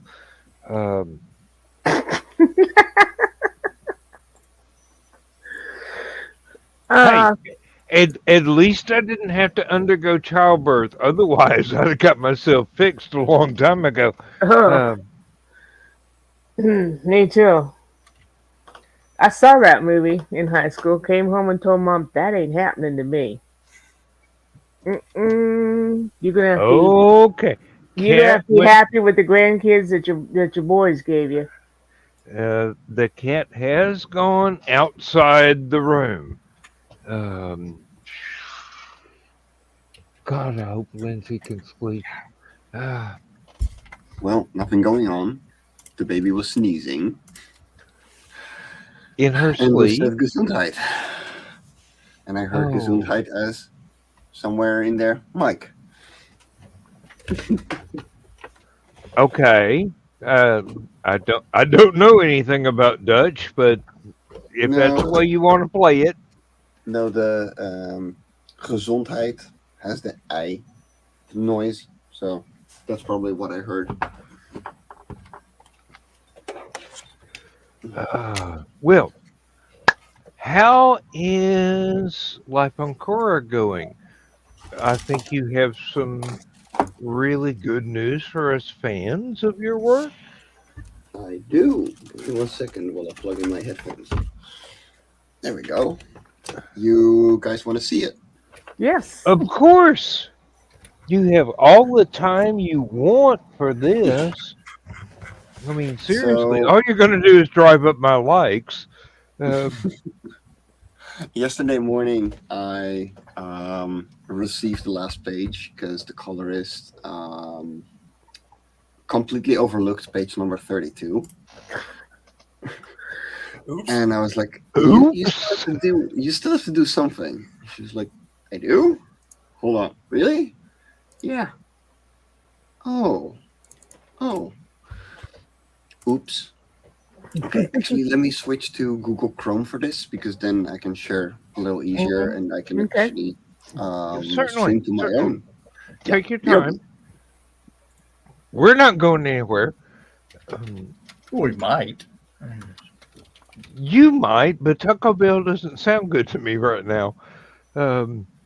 I've got curry in the refrigerator. Nice. Oh, Lindsay made an excellent So that's what chicken happened to curry Tim Curry. last night. I mean, There we go. Attempt number 2. John and I can't decide whose show this fucking is. Everybody. You had a drink in your hand, so I was punching buttons. I've got the other hand free. That's what she said. That's not how you watch porn. Hey, if I was watching porn, I wouldn't have a drink in this hand. No. Oh, wait. Here we go. There. Okay. Yeah, you do it.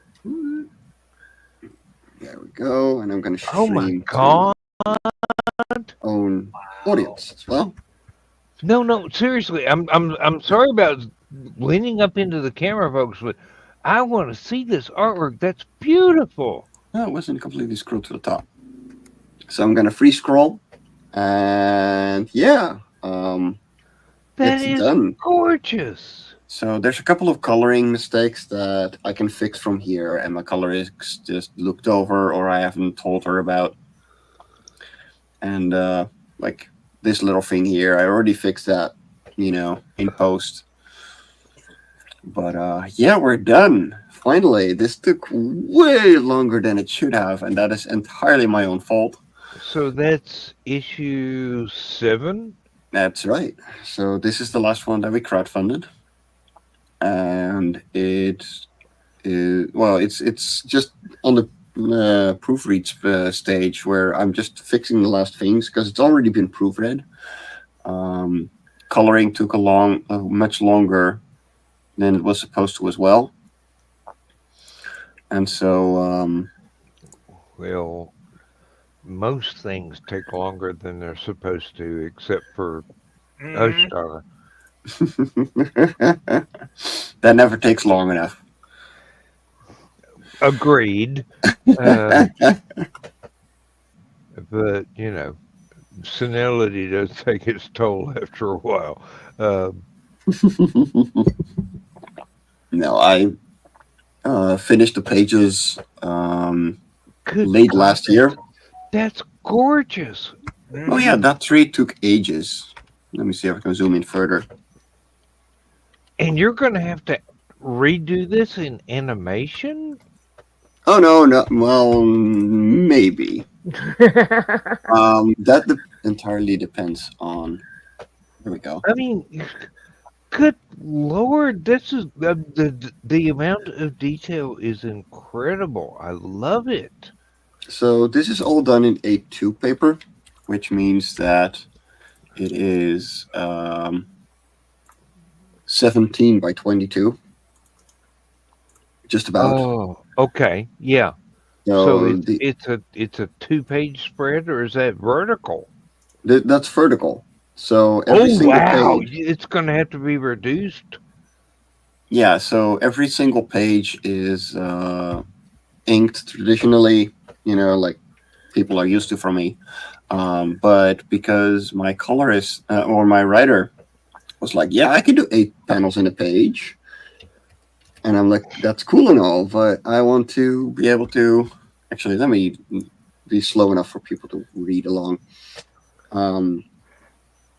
If I want to put in the same amount of quality that people are expecting from me, I'm going to have to draw bigger. And I will never do so again. But it was fun. No, and I like the right now where you're at scrolling down the irregularly shaped panels. Also, Oxton and Toiven. Yeah. Well, if you ever need a southern redneck voice, I've worked for free. Um, The answer is maybe. I I'm can't going to finish the imagine. pilot I first.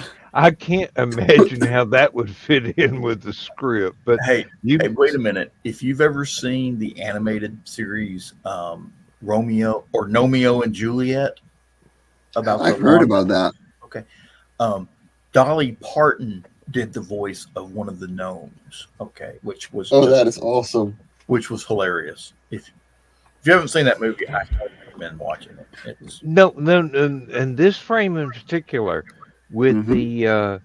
the two irregular shaped panels on the left hand side, it's that is just.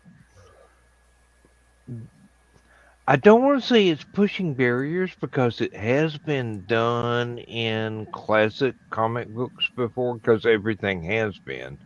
But that's just good way to tell a visually oriented story and draw the eye across from left to right, up to down, and then back again. It So, yeah. I think that may be one of the problems that I have had with um, manga, mhm. because not only is it back to front, according to people who were European descended, uh, it's not quite as visually structured. well, so if you look at older mangas, and we're talking 50s, 60s, 70s, you're going to see this format a lot more. And this is very classic. This is very much the absolute classic idea of what a comic page looks like. And if I pull up a really old one, you got your comic strips from the newspaper and you put them all below each other. You got strips after one another.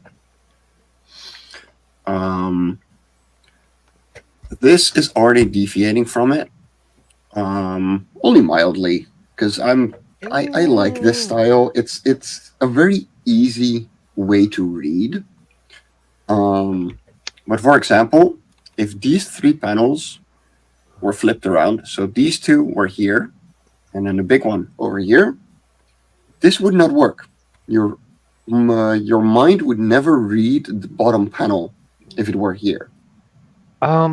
Our minds might not, but uh, people who are used to turning pages from what we would think of as the back of the book towards the front, it might indeed.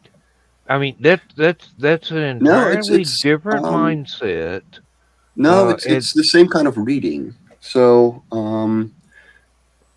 the reason that one of the rules is a big panel before smaller panels, if you're going to do a setup like this, is because your mind will read like this. The large panel first, and then Yeah. go to the next sensible smaller panel. But if these were flipped around, your mind would read this panel, just the top one, and then immediately go to the big one next to it. Because it doesn't follow the snake. We'd be having cognitive dissonance there. Yeah. I understand your point. And maybe that's kind of a cultural difference.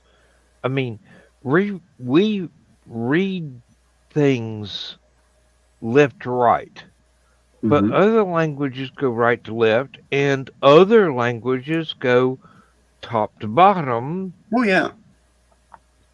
And for those cultures, all three make sense. For someone not of those cultures, they don't make sense. Let's see if I can I'm just looking at the artwork and I'm going, oh, Jesus, dude, you're the reason I almost failed college. No, I wasn't even a concept back then. No, your parents weren't even a concept back then. No. My parents were definitely a concept back then. Oh, yeah. Not much more, but they were. 1975, your parents had been born? Okay. Oh, yeah. No, my mom is from 70 and my dad is from 71. So. Okay. I was still in high school, but... Oh! That frame on the left. That looks like such a vulnerable thing. It's like, I don't know what happened, but they look like they fell and they might have got hurt. I'm worried. And, without reading everything else to lead to that particular point, I'm going, oh my God. Somebody save the whatever the species is. So the story here is that Sephir, so this little guy, gets overtaken by jealousy. So that reflects in their feathers as a gray color. Because their feathers reflect their emotions. Okay. Yeah, I can see that. That gray color in their society is called the rage.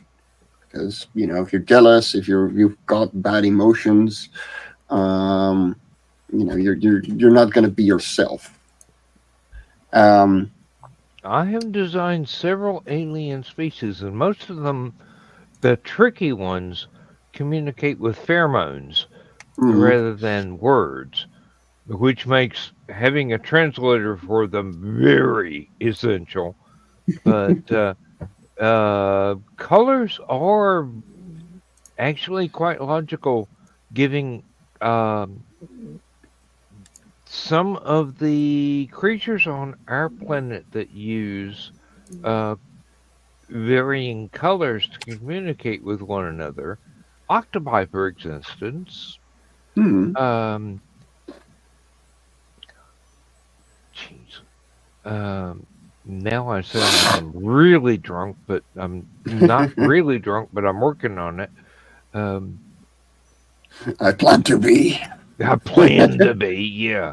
Tomorrow is Sunday. I got nothing to do except mow the yard in 90-degree heat. Good luck. Uh, And I gotta do some lettering editing right here. Small things like that. mm, So yeah, like I got things to fix, but that's okay. That's what today is for.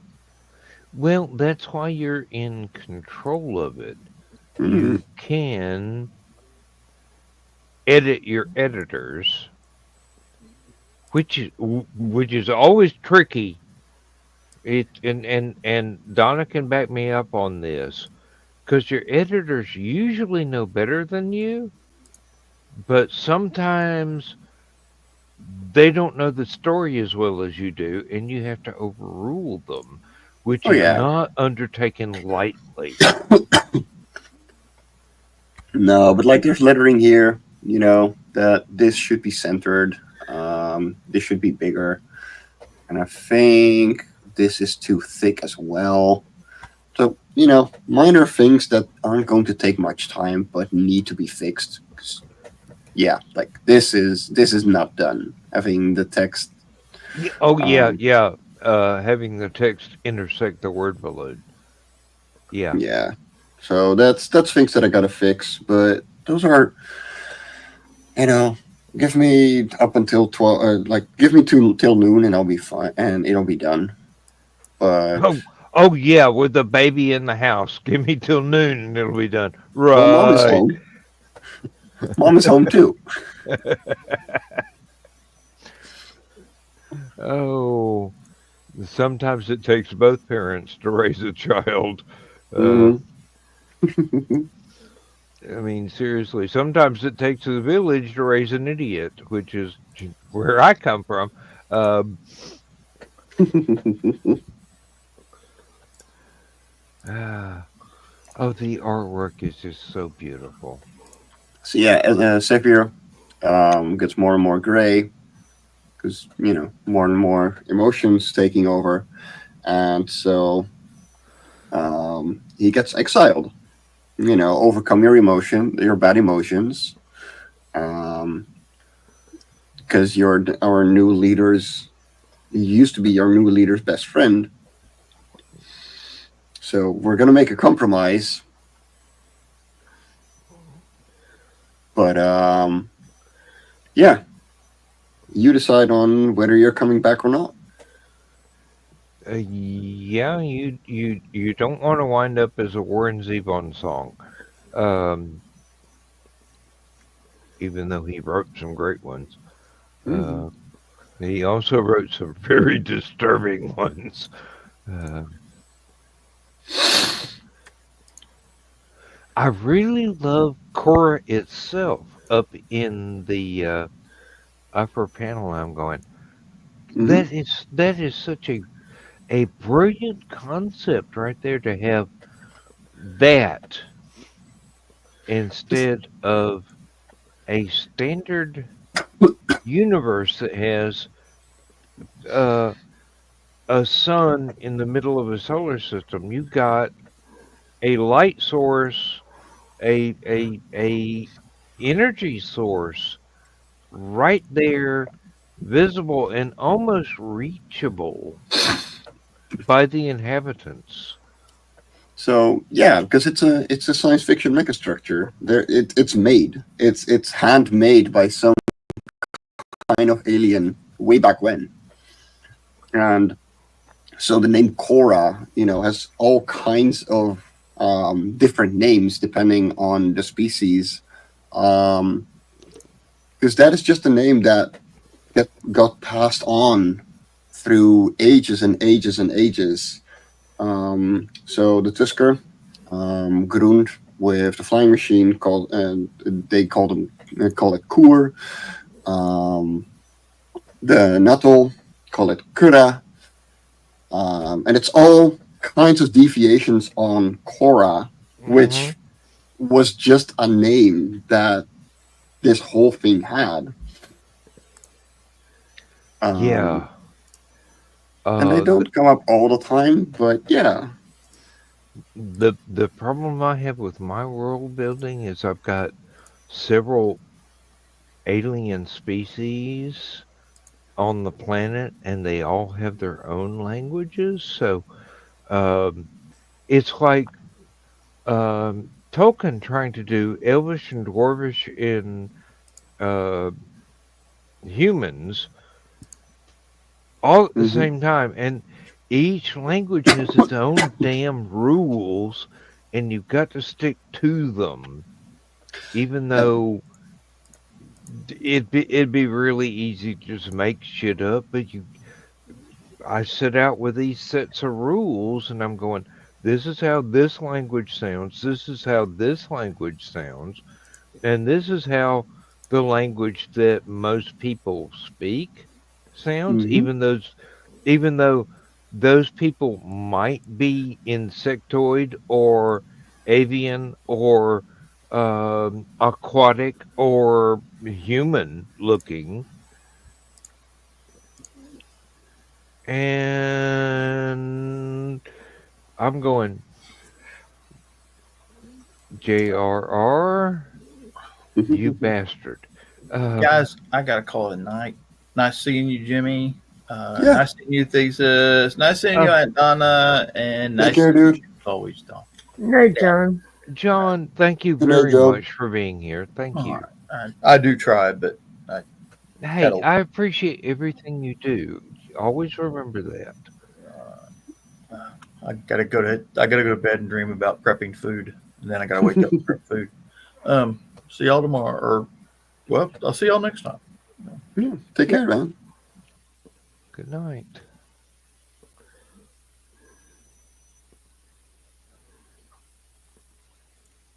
I didn't make a dirty joke out of John saying I've got a dream of prepping food. Okay, I'm slipping, folks. Call the shrink. No, don't wake Carl up. So here's the different things that I'm gonna have to fix, and I'm gonna zoom in for this. So you can see that the anti-alias on the edge here is a lot Yeah, softer. yeah. So that is something that I can fix as well, because these are pre-made text bubbles that have a different setting that I didn't go over. Well, you can.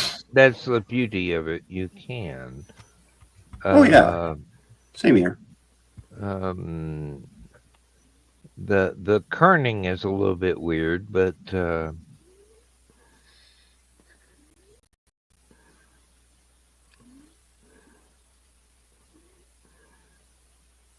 yeah. No, I'm still totally blown away by the art. Thank you. No, seriously. It's like this is so far beyond my ability. I mean, Well, okay. Here's an example. If you try to write a symphony using the music program I use, it would be so totally different from what I would do. Doesn't mean that it's not as good or even better. Just means it's totally different. But I'm just looking at this and go, oh holy shit. If I oh could yeah, do all this, this rain is hand drawn if as I could well. do this, my mother would actually be proud of my artwork. Well, it's a different skill. Like, Well, yeah, but it's the time frame for developing that skill is exactly the same. It's like all of our lives have led to this particular minute where we are doing this. Only I can't concentrate on any one skill long enough to get this fucking good. not having a life helps. When have I ever had a life? I'm a farmer. No. You worked in a factory for long enough. You did like. That was just paying the life bills. and all. Yeah, like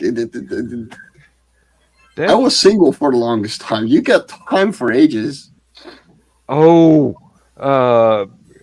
kid, you do not want to experience my ex-wives. Fair enough. There aren't enough cemeteries in the Netherlands for you to have my ex-wives.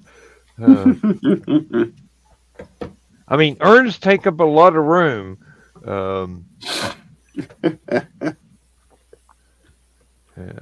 Thankfully, I didn't put them there. They put themselves there. But now I threatened to have my second wife taken to a taxidermist.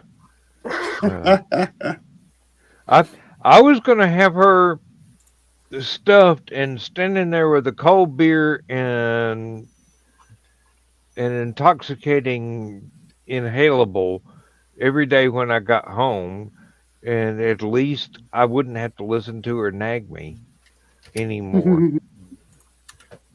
And her family goes, nope, nope, nope, nope. She's going in an urn. You ain't touching that. But I'm finally rid of her. Well, I didn't want to be rid of her. We probably would have broken up, but I didn't want her to. No, like you don't want. Don't want someone to die. Like, of course. No. I mean, she had her own problems. They were not insurmountable, but the clinic she went to for testing made her think that she had AIDS. Oh. And she made a decision I wish she hadn't. But we probably would not still be together, even though. And no, I didn't count that as anything I ever wanted to happen. I've always wanted anyone I've ever fallen in love with to be happy for the rest of their life, even if it wasn't with me. But that choice was taken out of my hands. And thankfully,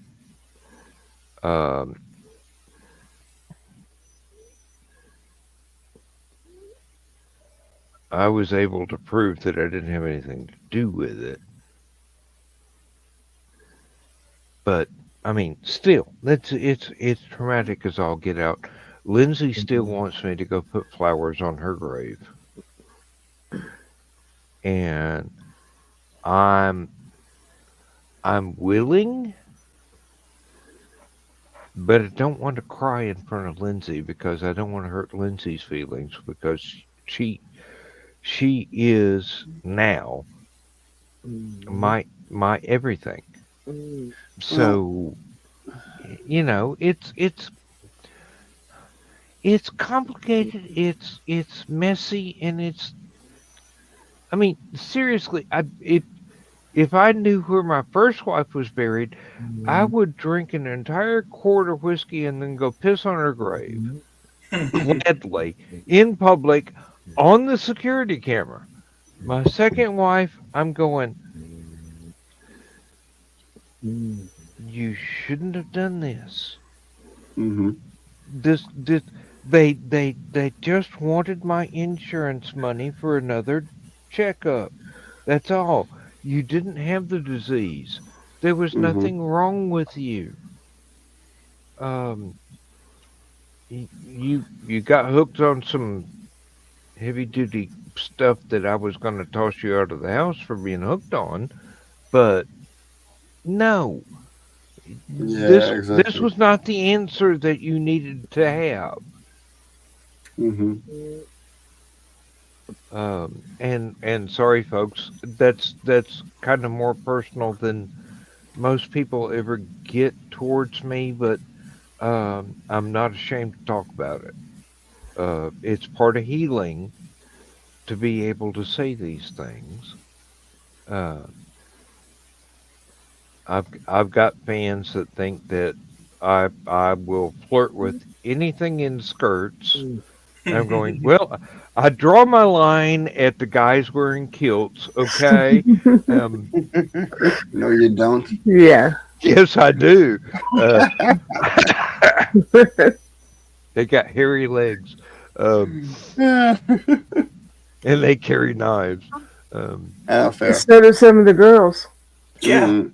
hey, but the girls don't worry me. The ones that have hairy legs and carry knives should. Hmm. Nah, So we need to change. that's part of the fun.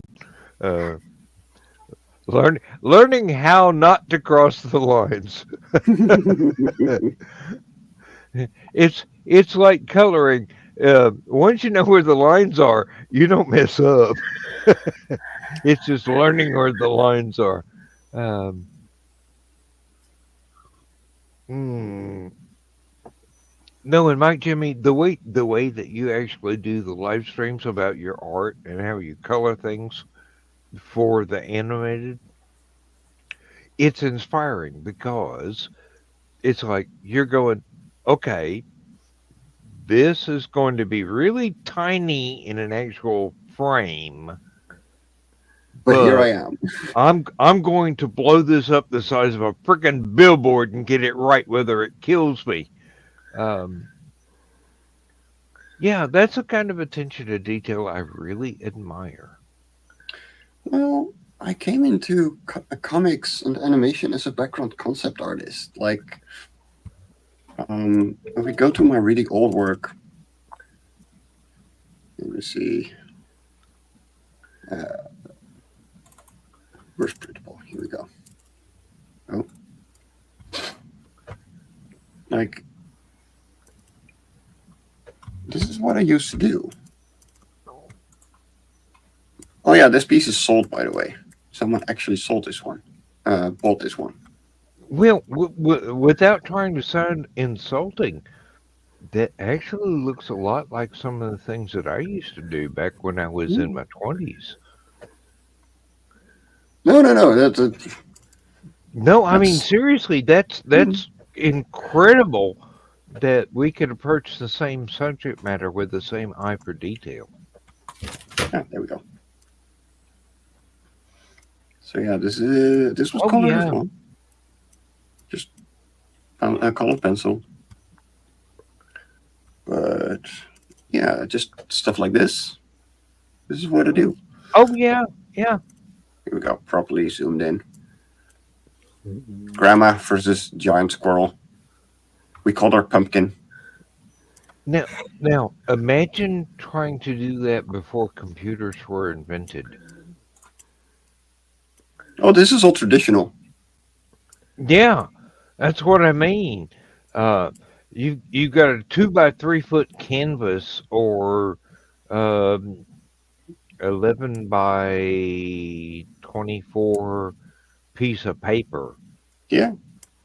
and that's the limit that you can put in a scene. And you go, hey, I'm going to put this kind of detail in, even if I have to use a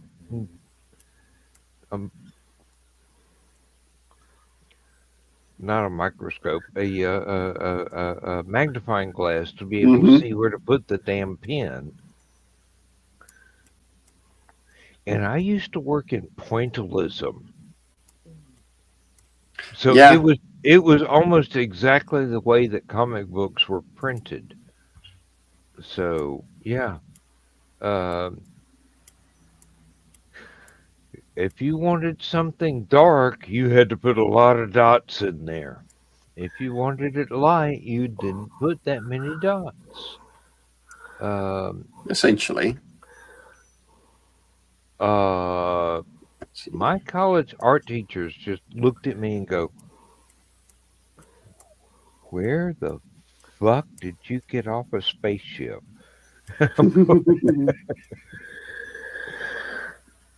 Oh, I actually had one go, oh no, we've got one of those. Those are the best, though. No, he wound up being one of my advisors. And I'm going, Yeah, no, exactly. Those are the best. Like, I know exactly what you're up to, and here's why I'm okay with it. I don't know why you don't like my shit, but you know I really just want to draw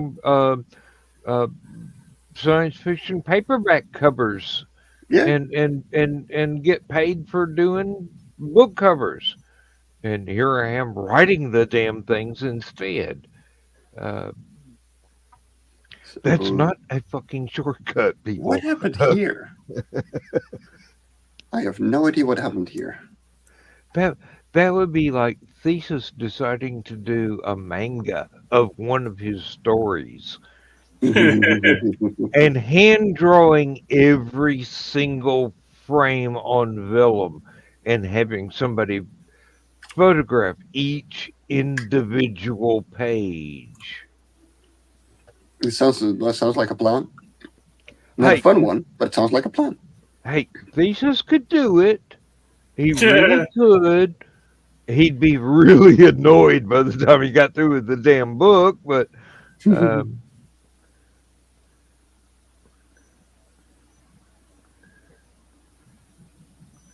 oh, the detail was just wonderful. It is.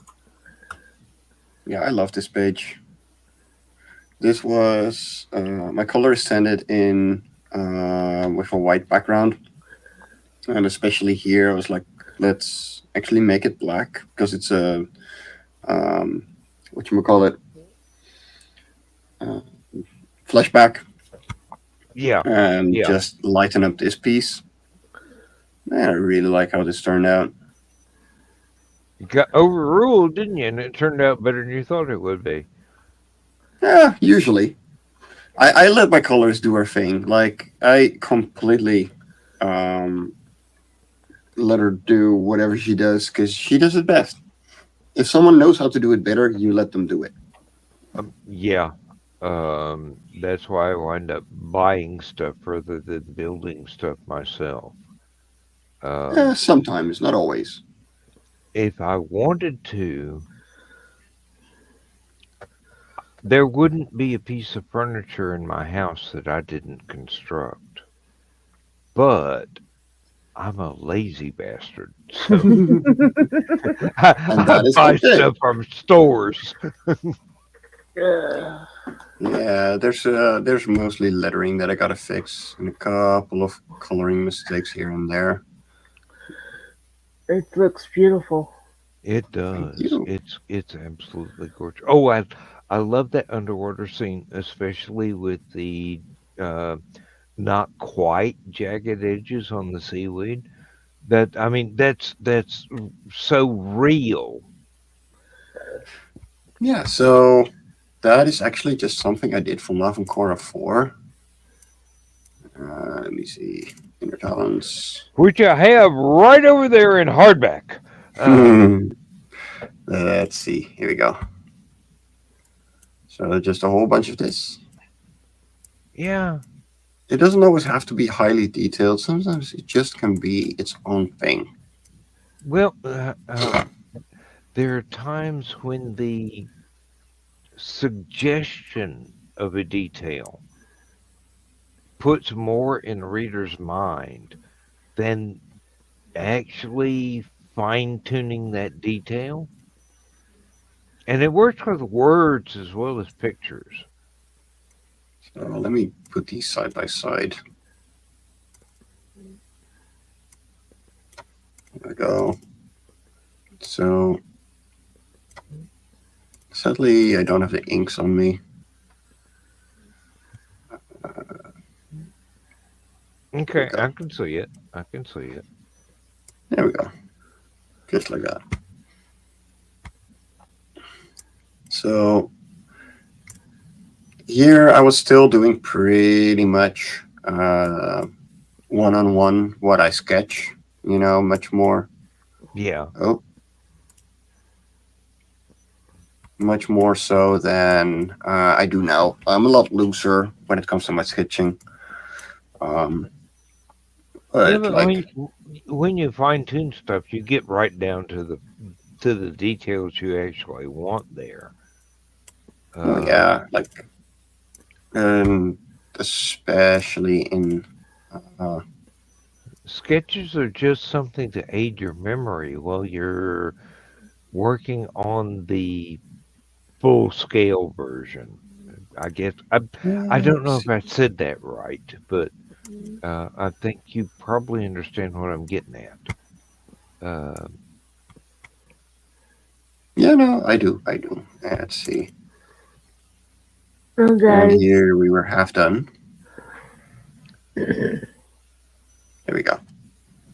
And I love this page. Sadly, did not sell during the crowdfunder. oh, Yeah, strangely, but this took so long,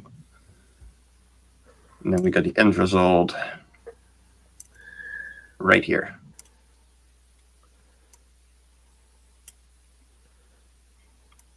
Too many birds. and the rain is pouring down. Mm-hmm. Yeah. Aunt Donna, you're about to say goodnight? Yeah, it's been a long day. Oh, God, it's almost It's 12:30 2:30 here. you are. 2:30? 12:30. 12:30. Okay, 12:30. I'm going, wait I a was minute, I looking. got I my was time looking at. zones got reversed. Um, That's how tired I am. Thank you for looking at the book, Mike. Yeah, no, I'm probably gonna send it out to backers in 2 or 3 days at most. oh, I would be so happy. So I shall see you all another time. Yeah, see you Night soon. all. Good night. It will be entirely too long, Donna, however soon it happens to be. What he said. Hey, I am Southern. Uh, I know how to sweet talk a woman, especially when there's nothing that I can get out of them except not getting slapped.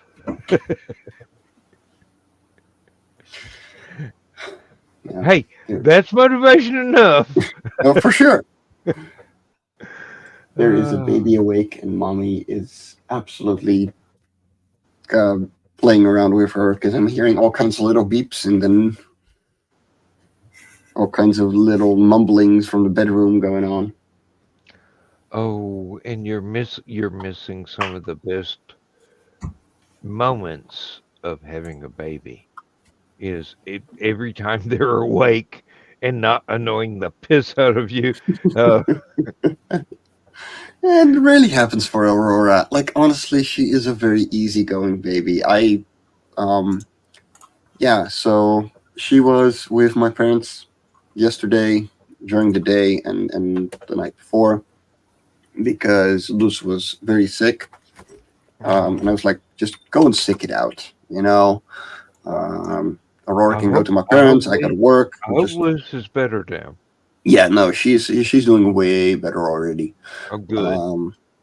But yeah, I was joking to my parents, going, so she's a pretty baby when she comes in.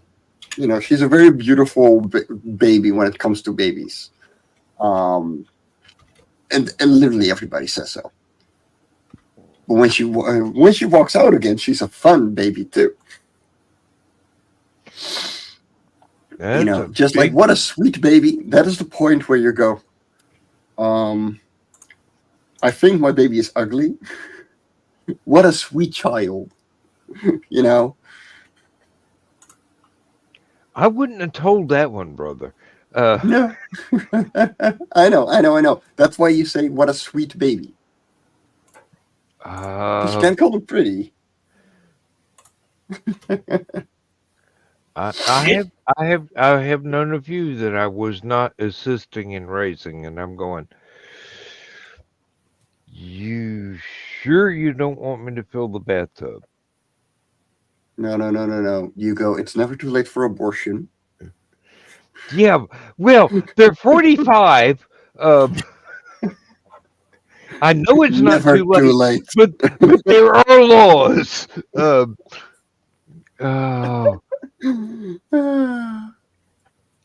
There are some unfortunate looking children sometimes. Yeah. My niece, when she was first born, was fairly goblin looking. Yeah. My brother-in-law's baby.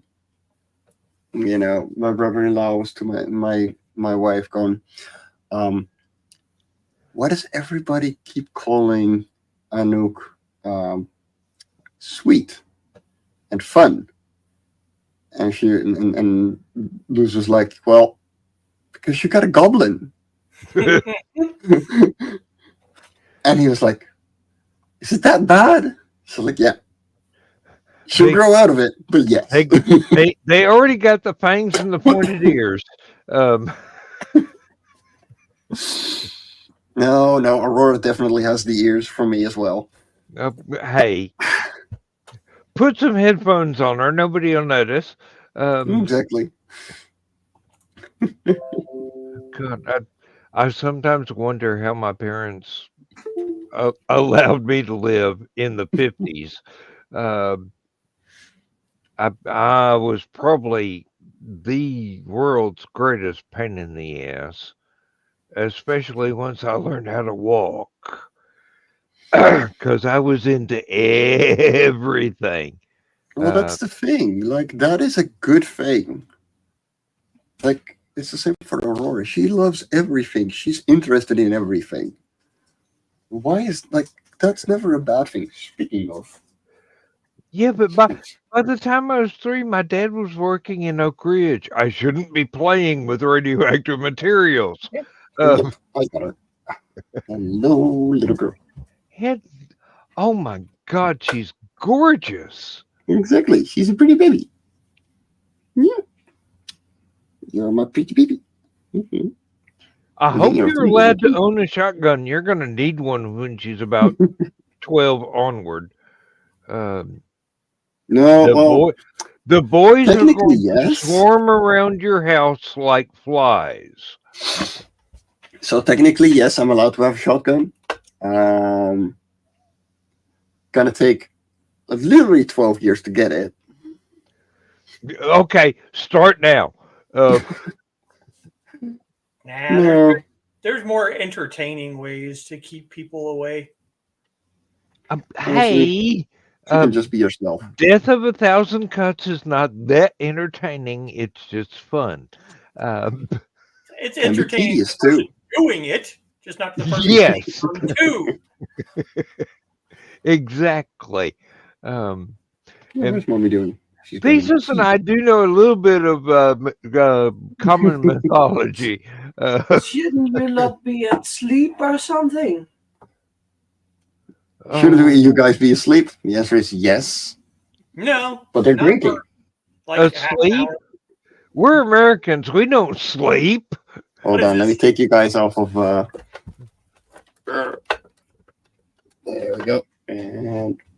We just drink coffee and function eternally.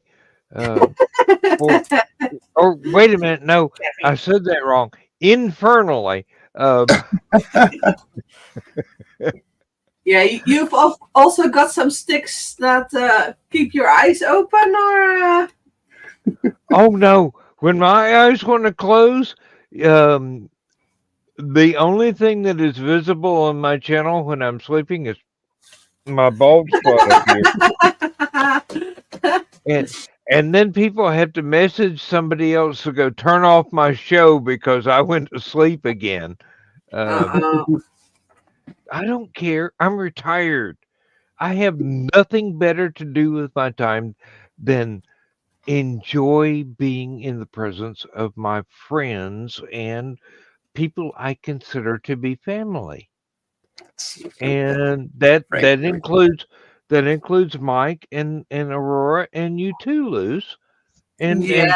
Thesis and Foxy and Kitty and the other folks that were here earlier tonight, except for the raiding party. Oh boy, do we have a rating party? Also, oh, Chris, that is Red Dress Press. We actually did have a raiding party. Somebody, Joe Dog said, "Hey, yeah, come on in," and they decided they were going to flood the comment section and ask Miss Emily inappropriate questions, and we went, "No, you don't mess with Emily. We are Southern. We will come and get you." Yeah, no, just don't. Yeah. You know. No. I mean, there's no reason for that. And somebody's going, "Oh no, they're adults," and I'm going, "No, they're not. They're still living in their mother's basement, the little trolls. I don't care if they are 50 years old. I've got children that old, and I'd still spank them for doing that crap. Just behave. Yeah, but I also find that this screen made the world a wonderful place, but it made also the world a very ugly place. Because I've been told things through a screen that at my face they will never ever dare to. No, exactly. Because they know I will slap them silly. So and you have every right to. You have every right to. I mean, and at least us three here, male gentlemen, would stand at your back and go, "Oh, if you do anything else to this woman, it's our turn." That's the thing. You can do only so much when there's a screen involved. And those people, especially the very nasty trolls.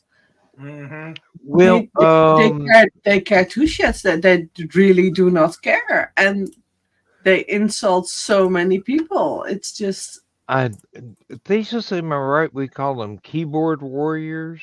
Oh yeah. Yeah, that's literally what they are. They basically they're Don Quixote without a fucking brain cell. Yeah. No, and they're just doing it for their own fun, you know, and they don't care if they hurt somebody while, like, because they're anonymous. Like that's the thing. They found out tonight they weren't anonymous. Joe Dog tracked them down and had them all blocked. and had them demonetized for tonight's little escapade. Good. So they're not going to get their 25 cents a year from YouTube for tonight's little adventure, or whatever it is that people get paid by being selling ads and whatnot on YouTube. I don't know. I don't care. I don't care about being monetized. I don't do these shows to make a living. I worked 46 years in a factory to make a living. I'm retired. I'm fucking rich. You got a pension going on. That's fine. Right now, I have more money than England. They're wearing the bunny. Found it.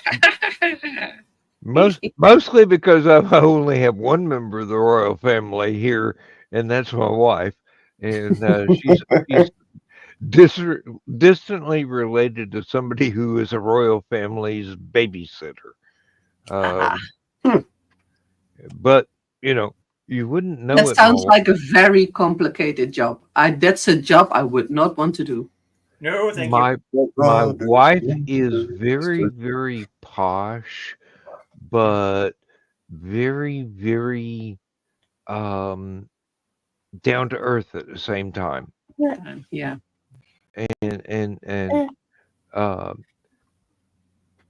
if you understand soccer, Mm.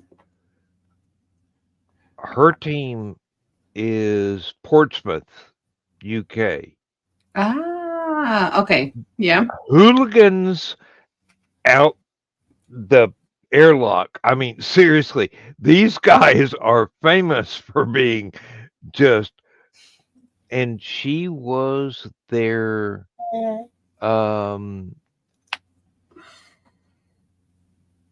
honorary niece for the soccer hooligans in the 1960s in Yeah. Portsmouth. And I mean, seriously, somebody messed with her. The 456 got in their face right then.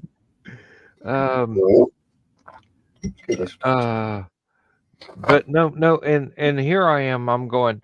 Well, I'll protect you from the rigors of America, but realize I'm fucking lazy, honey. We're gonna have to do shit together. This is gonna have to be a tag team. We gonna have to go shopping. We're gonna have to do this. We're gonna have to do that. Nobody will ever touch you inappropriately. Damn, there goes half the fun of being married. Because that includes me. Okay, you done with Benny? Yep. Oh, she's coughing. But Blade, I haven't met you yet. Who are you? What are you doing? Thesis is basically an action hero who no one knows about. No, he Could he please talk for himself, Dan? 2 seconds. I have a very small channel on YouTube where I do streams. Well, it used to be every 2 weeks, but it's going to start being every Saturday where I discuss Asian history, culture, philosophy, weapons. It's kind of my passion. Oh, that's cool. Yeah. It really And how do you is. know these two weirdos? We're here probably. I will blame Nick Talkert for that one. Yeah, we can blame Nick for a lot. Yeah, it's true. And I was just outstanding my field, and somebody built a program around me. Yeah, you can yap a lot, so that's great. Well, I write stories because I grew up entertaining my younger cousins by reciting books to them, and they actually got to see the Lord of the Rings movie, and they go, "Holy Uncle Dan, you said that word for word," and I'm going, "Yeah, honey, I did." And you were only 7. Yeah, the books are really tough to go through. Lord of the Rings. They're so long. They are a bit of a. Tolkien has a very slow writing style. He's. Yep, I need to wake up. I'm going to make my tea. Be back in a second. Tea, yes. Which reminds me, I need another beer. It's not tea time in the U.S. No, it's a full on bear time over there. It's 5 p.m. somewhere and beyond. It's 2 a.m. It's 2 a.m. our time here. So, Crazy people go to bed. No. No. yes, but I'm retired. I have no responsibilities except what my wife tells me I've got to get done today. Um, It's only 11:45 here, so I'm fine. I don't Oh, usually go to bed till like 4:30 anyway. It's Where are you 7:40. It's located then? 7:40 a.m. here. We woke up at 6 because of her. yeah, but it's still 1460 Mormon time. Where you're Yeah, well, you know. and that's the year, not the time of day. Um, oh God. Thesis, one of these days we're gonna have to rescue you from Utah.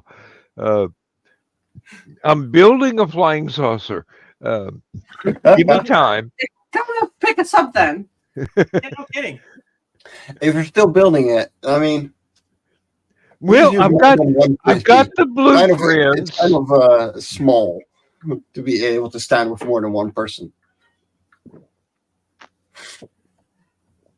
Yeah. Well, right now it's only the size of the Jupiter 2.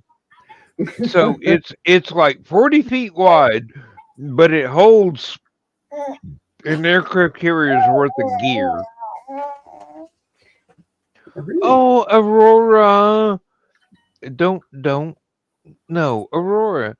You're a sweet girl. Yes, you are. You're a pretty girl. Yes, you are. Hello. You can't see me because I'm standing off camera, but I see you because I'm looking back at the screen. Oh, really? You are a beautiful little lady. Yes, you are. You're going to cause your parents no end of heartache. Because boys are a thing. Mm-hmm. Not yet, they're not. I don't have that many damn nuclear missiles, Thesis. I've only got the 9. No, she's wonderful. She's starting to get like curls. I noticed. I noticed. She definitely has my hair. Well, and she's got loose eyes and your smile. Oh, no, she totally has loose her face. The thing that she does for me is the dimple in her chin, though you can't see it with me. Well, it's been hidden for a while now, about 15 years.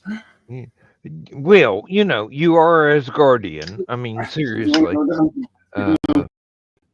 And yeah, maybe on the loose. Baby loose. Yeah, other loose. I don't know who Red Dress Press is, but they really like the baby. Ja, dat is de onderkant van de stoel. Yeah, Red Dress Press is Chris Evans. He does a podcast himself, The Morning Roast. Okay. And when you were speaking in your native tongue, I damn near understood it. I'm going, wait a minute, I don't speak Deutsch or in it or whatever. Nederlands. But what's really weird is did he just curse? Yeah, did you just curse? Well, not intentionally, no, dear. 200 kilometers the other way. That's not okay. Oh, you're dropping something. Not intentionally. Out of ignorance, I may have used a foreign word. But no, there are several European languages that I seem to be able to read and can almost understand when they're spoken. Well, that's the thing. Like they're all Germanic. I can grab a little bit of meaning out of some of it, but not all of it by any means. And more things falling down. American English is made of other languages that we have, followed down dark alleys, thumped in the head, and rifled their pockets for loose vocabulary. On the other hand, Dutch is the same. Very much so. It's a very big combination of German and English. It's especially if you go to Friesland, which is one of our provinces.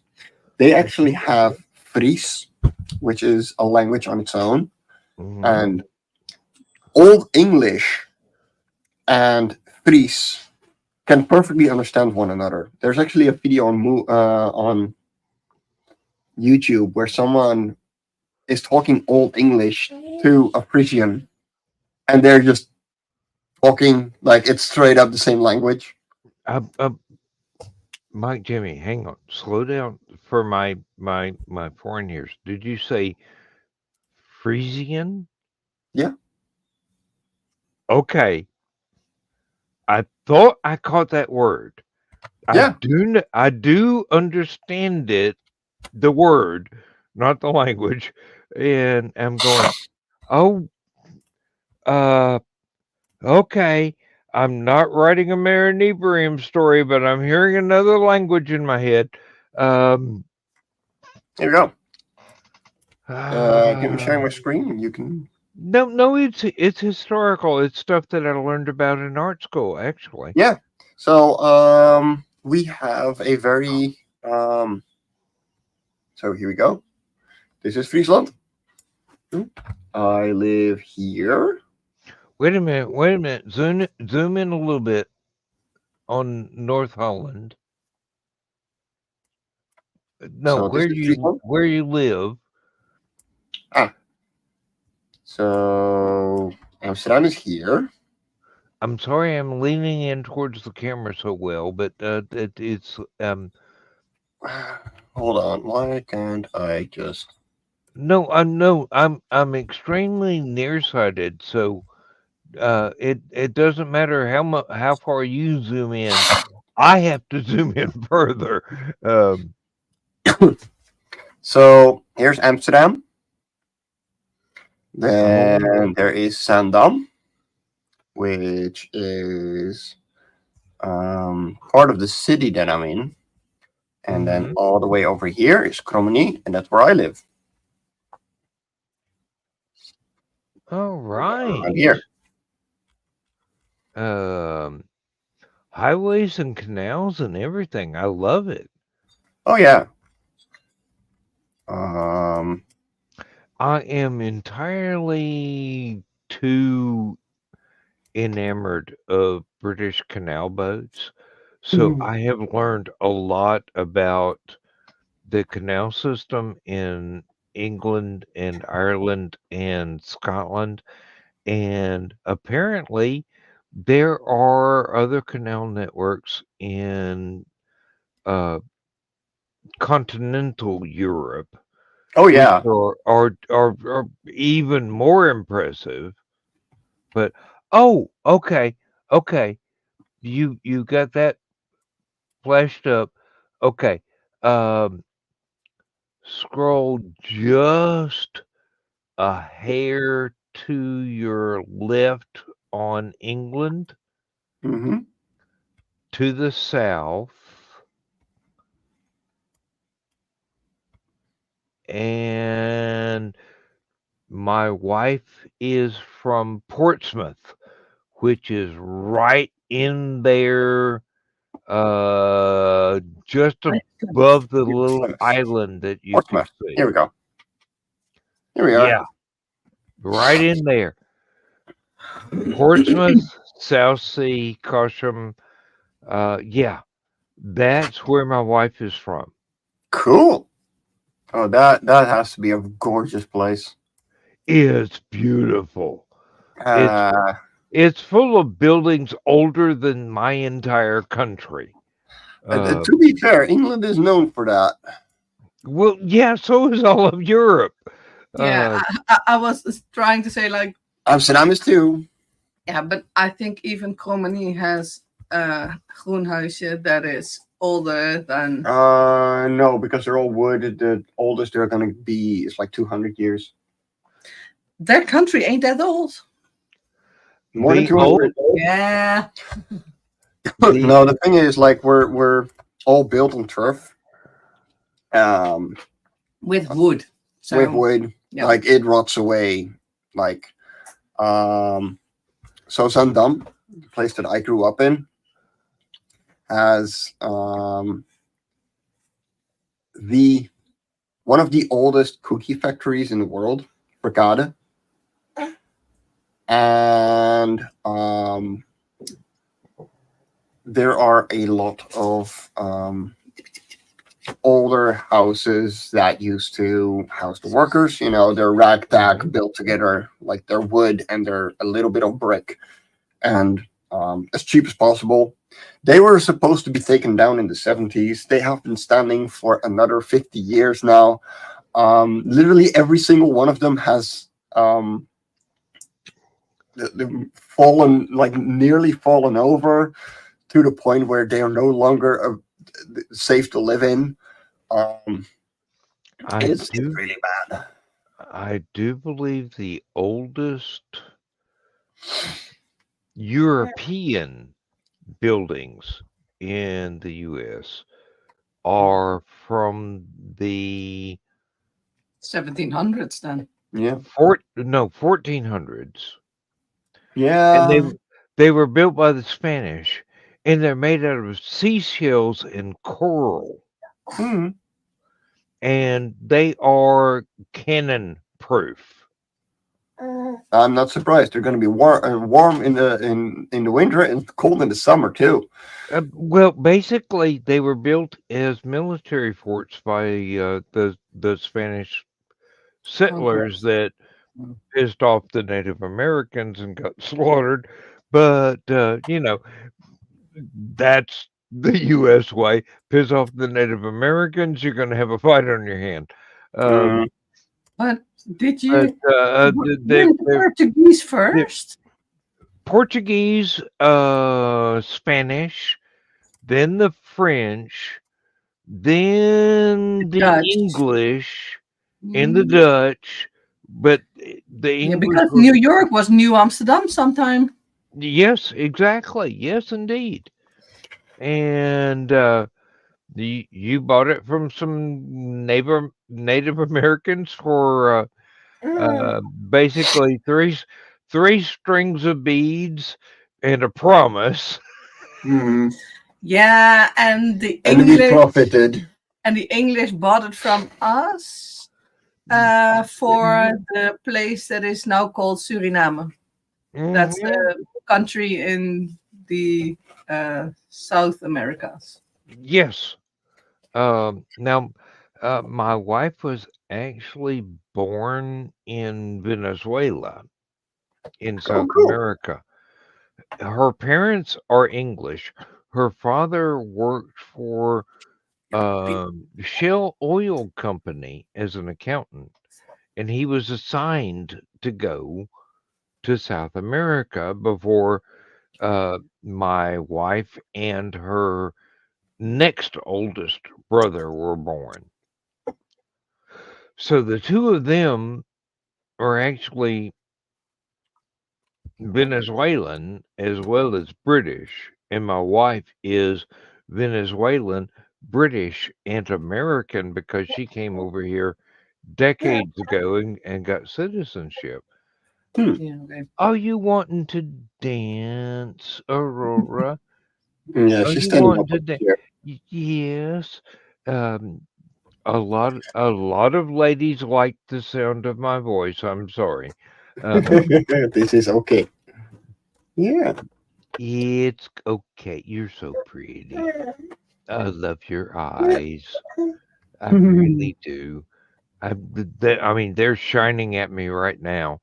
It's like like a set of spotlights. Yeah. Yeah, pretty girl. Yes, indeed.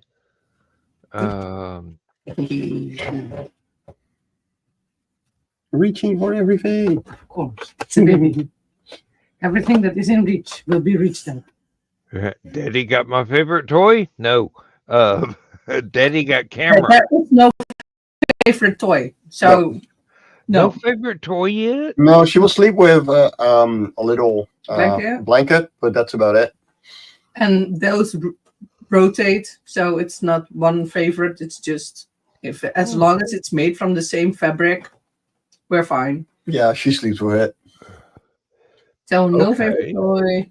Yeah, and even the pacifier, we rotate them regularly because otherwise they get disgusting. And she don't mind either. So she's not as naughty as I am. No, seriously, what bird of children did you not understand? Yeah. I pity my mother because she had cloth diapers she had to wash. Oh, yeah. It's starting to come back as a thing. And I know it's starting to come back as a thing, but once the non-attention span having kids these days find out exactly how much trouble it is to do laundry, yeah, they're gonna go back to Pampers any minute now. No, I know a friend of mine. She fully went on the washable diaper route and is loving it and never wants to go back. And there's also a financial reason for that. Oh yeah, it's so. The first it's a whole lot cheap. It's a whole lot cheaper. The first expense of buying those new kind of diapers is a lot more, but when you consider that they go for practically all the time that they are in Pampers and the cost that you then say, it's ridiculous.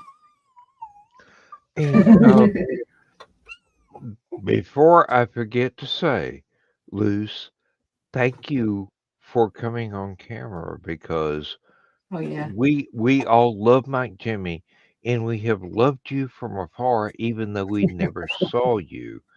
And we have loved Aurora even though we've seen her several times. I know. No, but I mean, our editor, where are you? I'm saying this wrong, but thank you for gracing us with your presence as well. Yeah. I just normally don't have time. I need to go to work. I need to watch about the little one. Once more sleep. Once more sleep. Yeah. It's a Sunday morning. What are you talking about? Why are you awake, Mike? Sleep? What is the sleep thing you are speaking of? No, it's a favorite pastime of mine. Because also I've been sick the past couple of days, and I had corona like 2 weeks ago. So we all did. Yeah. Last week was tough. Yeah. Well, no, it's already 2 weeks ago, but it's the since my pregnancy, my health is not as good as it was before, and more delicate. Yeah, I had immune defect. I do believe that your immune system is biologically reduced in order to have a successful pregnancy. Yeah. So you will have a few more health problems until everything is back to normal again. And I had an extremely bad pregnancy. Everything that could go wrong went wrong. But I also had a really bad hit on my immune system. So I had to be indoors without seeing anyone, just complete self-isolation, because I didn't make any more or in really small amounts white blood cells, the things that help you get rid of disease. Yes, yes. And I made just a bit. Yeah. Yeah, And but not sometimes enough. I have a relapse of that. And I think that's happening right now. So I've been sick with Corona, and my job requires me to go to The Hague every once a week, and that's fine. But I think I got something on the transit with the train there. So I got sick when I Yes. practically got back. Um, So I really need to watch out where I'm. my wife keeps Oh. going back to church where they don't believe in wearing masks or even the germ theory of diseases being transmitted, and I'm going, this is why I keep calling them the daughters of the Confederacy. They're so ignorant. There was another word in there I edited, but I'm sure you can imagine what that word was. Yeah, and it's also in the Netherlands there is that divide. Yeah. But we're Oh, all extremely sober people. We're a sober kind of people, and a very direct kind of people. It helps that we have better education. Yeah, and that's also a thing. Yeah, exactly. Like it helps. Hey, better education is not allowed in the southern U.S. I mean, No. seriously, you might turn into Democrats. My God, we can't teach our children to think. No, that's true, and that's yeah. For me, that's mind-boggling. Yeah. So Yeah. if I were in the United States, I would not have done the education system that I did here in the Netherlands. I'm extremely dyslexic, but I still So made. am I. Yeah, but I did my bachelor's degree, and I finished that successfully, despite being too dyslexic actually for the university system. They don't know what to do with it, and every time I say, then just deduct a point. When I submit my thing, just before you read it, deduct a point for all the spelling and grammar errors you find. And even when they do that, and they did that on all my papers, I never had a 6 or below. So you never had a failing don't know grade. what that is. Yeah, no. You never had a failing grade. The No, grading never. system in the Netherlands is 1 through 10, and 5.5 and up is always a success. Yeah. Okay. So even if they just deducted that point from me, so I already started with a 9 because I couldn't achieve a 10 because I'm so dyslexic that I just can't see. I just can't see my written mistakes. I can't. Honey, welcome to my world, and I write science fiction. Yeah, and that's the funny thing, right? Because well, I wrote some for Mike. There's still a thesis that I'm going to for my master's. So, but yeah, the thing is, I don't think that I could have done that in the US No, because no way. of the amount of It would support I've not gotten have been from the US. not have been easy, but it's getting easier because eventually we are recognizing that there are a lot more people like me that are dyslexic, dyscalculate, but still fucking geniuses in whatever it is that we autistically decide to do. Well, that's the thing. Like, there is more than written intelligence. Yeah. There is practical thinking. You know, And yeah. I mean, I went to college to try and get a degree in architecture so that I could design houses. That didn't work out because I wasn't gay enough. Yeah, You that's the know? thing. Fair enough.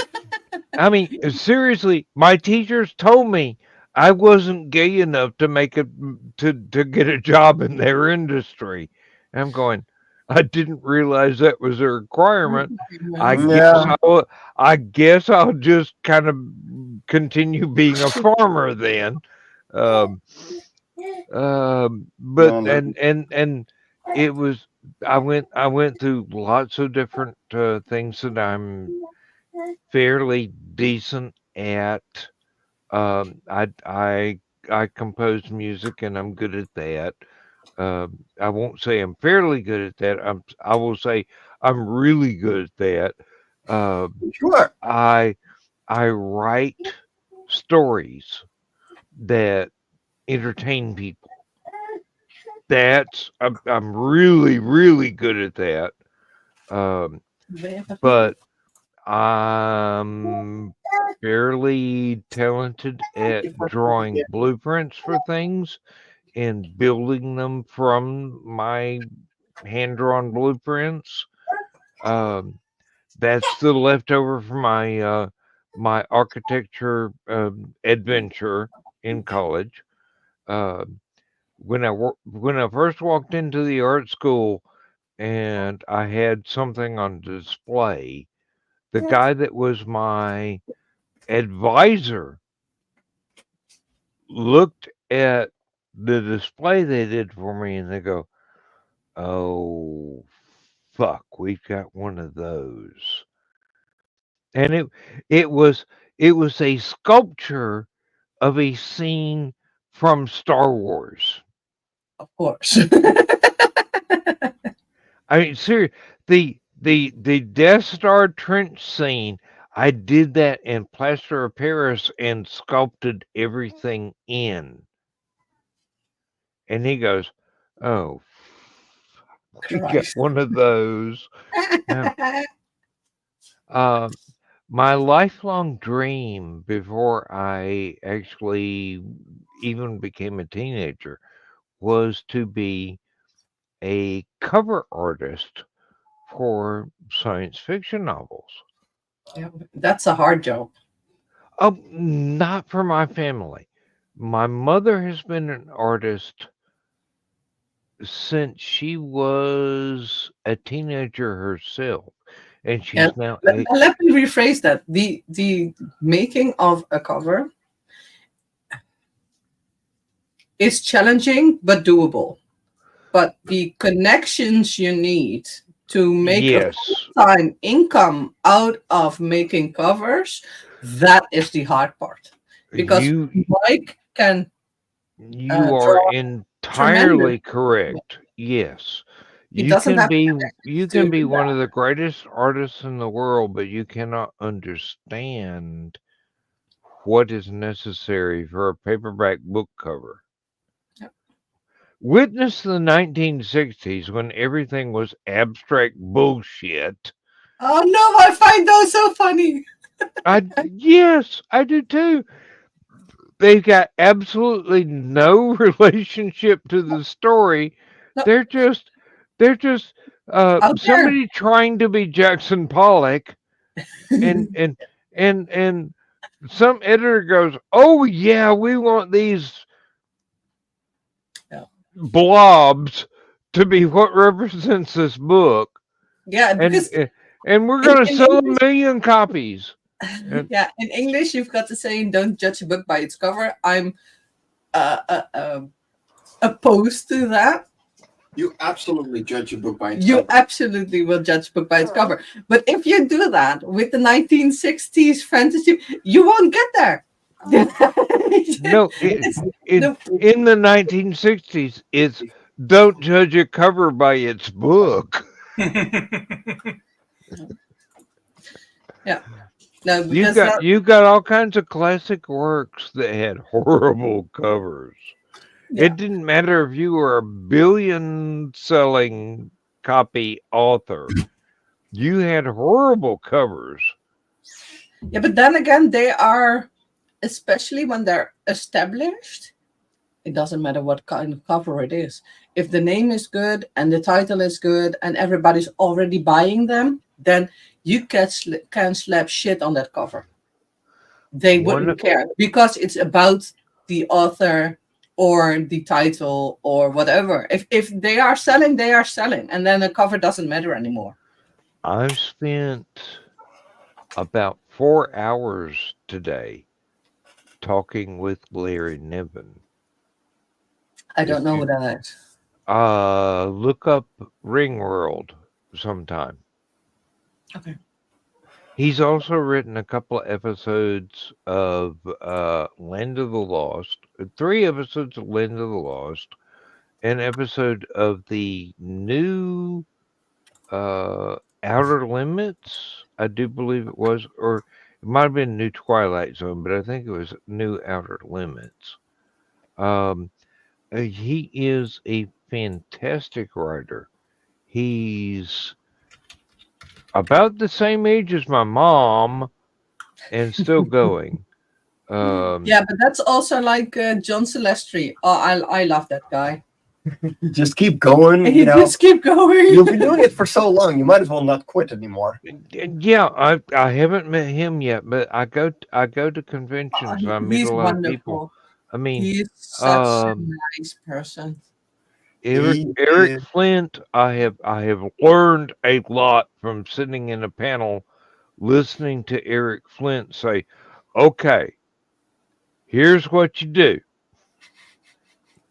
He goes, "Establish a character, make them important for 3 books. In the 4th book, kill them. Yeah. Your readers will hate you, but they'll still keep reading." That is true. It's because they are emotionally invested in the characters that you write. The trick is Yeah, but what like to draw the readers in and make them emotionally invested in yeah, but if you kill the too much, story. like the Red Wedding of Game of Thrones. 1, I never saw the movies. 2, I never read the book. So I only know about hearsay. But after the Red Wedding, there are a lot of people that completely quit. Like all the characters I'm invested in are dead. So I stopped reading. I stopped watching. So you can't kill them all. No. That's George R.R. Martin, who I have never met in person, and I would not emulate as a writer. No. I mean, I've been writing for what? They just since 1970 thereabouts, and I've had my own online magazine since 1977. And it's pretty much a permanent floating writer's workshop. And I would say give your writers what they want, but don't give them everything they want in one book if you want to write a second one in the same setting. Yeah. Don't give them everything. If you are familiar with the name Anne McCaffrey, No. she was, excuse me, she's no longer with us, which that's a tragedy, but she lived a long life. She wrote in every single genre you can imagine. Yeah, in America, we have no idea. Most of those books never reach us. No. Oh, Google is your friend. Yeah. Oh yeah, but the thing is, this sounds like before Google. So Before Google, it's before computers. She wrote exactly, most of her stuff on a manual typewriter. This is before word processors were less invented. than 1% gets translated or even sent here. Yeah. Like that's the thing. Like we get, And we both You, read you English. get Robert well. Heinlein, which is good. You get, if Oh, you're lucky, you get Lovecraft. If you're lucky, you It's get Lovecraft. H. Piper. yeah. Um, and I really do not have the faintest idea what the science fiction or fantasy market is Well, the in fantasy market Europe. is there in the Netherlands, but it's just we're a tiny country. We're 17, 18 million people. Like that's the amount of people that live in New York, Asterix, I think. Yeah. There's no money to be made here for No. American standards. It's just not here. I And know that's the size of my entire readership across the world, and we're talking Asia, as well as the U.S., as well as Europe, as no, but well as that's the thing, right? Because there's there are 3 guys in the Middle East that read my stuff. Yeah. I'm going, dudes, you need to move. That's war-torn countries are not places to live. Come on. I'm gonna save a pacifier. Oh yeah. Oh my goodness. Yeah, no, but that's the thing. It's just not financially worth it unless you wrote a bestseller and the Dutch just want to read it, and then you get a small commission, and it's just you need it's not worth it from the author's perspective to get it translated in Dutch. It's just not. You get a That's pretty penny, sure, but that's where I have a definite advantage. I don't need the damn money. I just want people to read my stories. yeah. Mm-hmm. And Thesis can tell you, I am a very entertaining writer. Mm-hmm. And I can also prompt other writers to go, hey, I can do something with this and create their own stuff, which I have nothing to do with except for maybe one line in the entire story. Yeah. And they go, shit, dude, that's genius. And I'm going, no, you're a genius for being able to figure out what to do with this fucking sentence. Here's a hook. Have fun. Yeah, narrative hooks. I Yeah. am really good at narrative hooks. Mm-hmm. I mean, I built an entire novel around the sentence. I must have been going about 90 when my Harley hit the flying saucer. Right. I built an entire story after that. I built an entire shared universe around the sentence. That's the trouble with time travel. You can't do anything without creating a paradox, said the blue-haired man. But I mean, I've got almost 60 writers that have taken that sentence and the setting the story that came from that sentence came from and going, I want to write in this universe, and I'm just sitting here going, I wrote it on a what amounts to a post-it note at work one day and got paid $20 an hour while I'm sitting there writing stuff instead of doing my job. Um, sure. Wish I could have. Would have made my Hey, previous job a lot more fun. it's hard to write stuff down while you're doing carpentry. Yeah. Yeah, mean- and Mike was a mover, and then there's no writing time in there. And he had a job that he just didn't do much, but he wasn't allowed to do other stuff, and that's mind-boggling to me. Like, if you do not have any work to do, to physically do, Yeah, I was walking around a warehouse like 100 times a day for 8 hours. 4 days a week. it paid bills. It paid well. And I went crazy. yeah, yeah, Wind? it did pay better than what you do now. It does. And but Wind I had a very, decided very you'd already gone. No, I was just wasting away there. That's why I quit. When After Aurora, Aurora was yeah, born, when yeah. Aurora was born, meant that I was jobless until June. But At one time, I was making almost $30 an hour US. yeah, okay. I don't know if that's much or if there's little. I've no, depending on the time, that was a lot.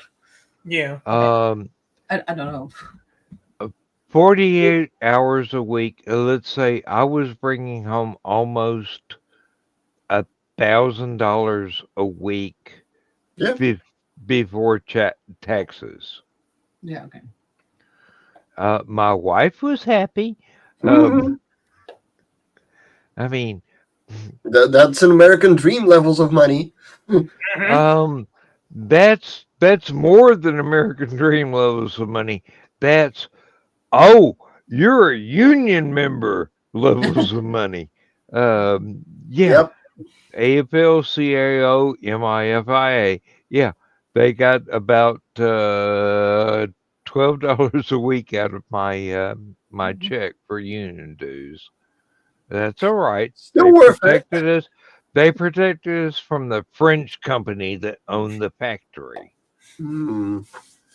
Never trust the French. You know this from European history. With French people. You can never trust the French on anything. Napoleon Napoleon could have been a really nice guy, but I will give the French one thing. You can trust them on having strikes all the time. And great food. That's only because they have it available, not so much because they're French. that's only because they're on strike all the time. They have They time to have time to cook make great food. food. Exactly. Look, I'm not gonna do anything for 12 hours straight besides screaming my lungs out in the middle of the street. Of course, I want good food while I'm on my break. Yeah, of course. Really? And truthfully, I had a wonderful French teacher that taught at university. She was great. So yeah, I don't like generalization of any kind of people. So Don't trust Parisians. no, because she was a Parisian, center Parisian. She was. Oh, she is. I hope she's still alive because she was wonderful. Had an immense amount of knowledge. I truly respect her. So no, I don't like generalization of any kind of people. So also not from a country. Yeah. Tough well, luck on you, but no, I'm not doing it's that. the individual that breaks the. Yeah, but you don't know the rest of the 10 million Parisians. No, for sure. So I know. I do know that it's a very unsafe city. I do know that it's a very ugly city. Yeah, and that's all. Dirty. Yeah, but that's all opinion based. No. Yeah, They that- are definitely Paris is very unsafe. It is very. Yeah. But that's also. I've been in Paris for 3 weeks, Yeah. 2 weeks, and I never felt unsafe. I never had any trouble. All the people that I talked to, because one, I do not speak French, so I had to talk to them in English, and they were all nice. They all showed me the way. I could order everything I wanted in English. I do not have any bad experiences in Paris. So yeah, you can go on whatever rant you have because your ex was the most awful person in the world, and that is what it is. But No, but like, no, his ex was my ex was certified crazy. Yeah, certified crazy, like confirmed. Aren't they all? I mean, seriously, aren't they all? Well, that's why I got this one. No, like last thing I know, you didn't pick her up at Borders or the whatever the bookstore is in the Netherlands, the big bookstore. No, like last thing I know from my French ex is that she is locked up somewhere in a psych ward. Lucky bastard. Yeah, I know. Free food and bedding. Like I'm No, I mean you. She's locked up. Believe me. I was the envy of all my coworkers at the factory because my first wife got herself arrested for stealing a car in Florida, and she was locked up for 5 years. And they're going, "You motherfucker, how did you manage that?" I'm going, she did it herself. All I did was, light the blue touch paper and stand well back, It's like any firework. Just expect the explosion to happen and get out of the way. Yeah. No, but like, and yeah, seriously, and now I'm having to deal with her biological son, who is technically my stepson, but I refuse to claim him as such, trying to get visitation rights with his biological son, who is not happy about the situation. But I know. In the Netherlands, they could not get you for that. Well, not me. I am the court appointed guardian for the grandson to monitor these visitations. I am the only person either side of this family can decide on is trustworthy. And I'm going, you do realize I am me. I will tell the truth. I will tell all of the truth. And I will speak it to anybody that is willing to listen. Yeah. No, you can't get away with anything. I know you're not trying to get away with anything. The child is traumatized. Okay. I shouldn't say this while we're being recorded. I really shouldn't. No, seriously. No, Thesis, don't laugh. But my grandson was discovered in a very horrible situation. Mm. And when this discovery took place, my unclaimed stepson was passed out in a car in a driveway with his girlfriend under the influence of very, very illegal Mhm. drugs.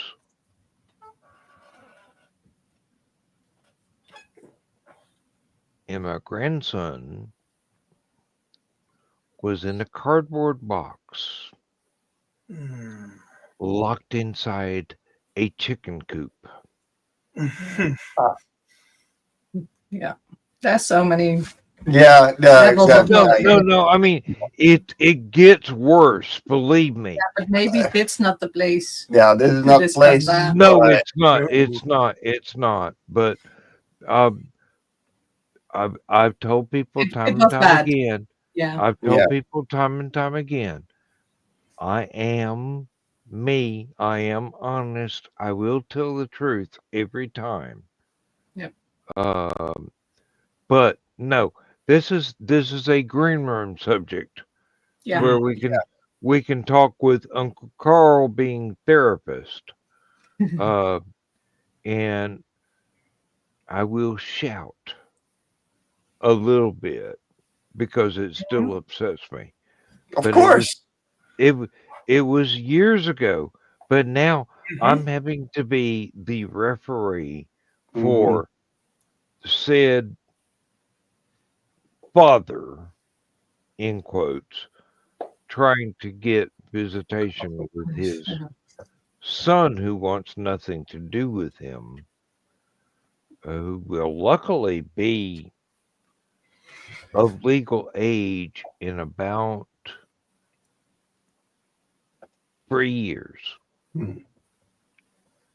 And he can make his own choices after that. And Mhm. I am hoping he chooses wisely. It's up to him. I've done my best to tell him that Mhm. he can make up his own mind about anything ever, except in this instance, a judge has told us we need to do this because that's the law. Mhm. When the boy is 18, he can go, Dad, piss off. And after that, he can go his own way. Um, Yeah.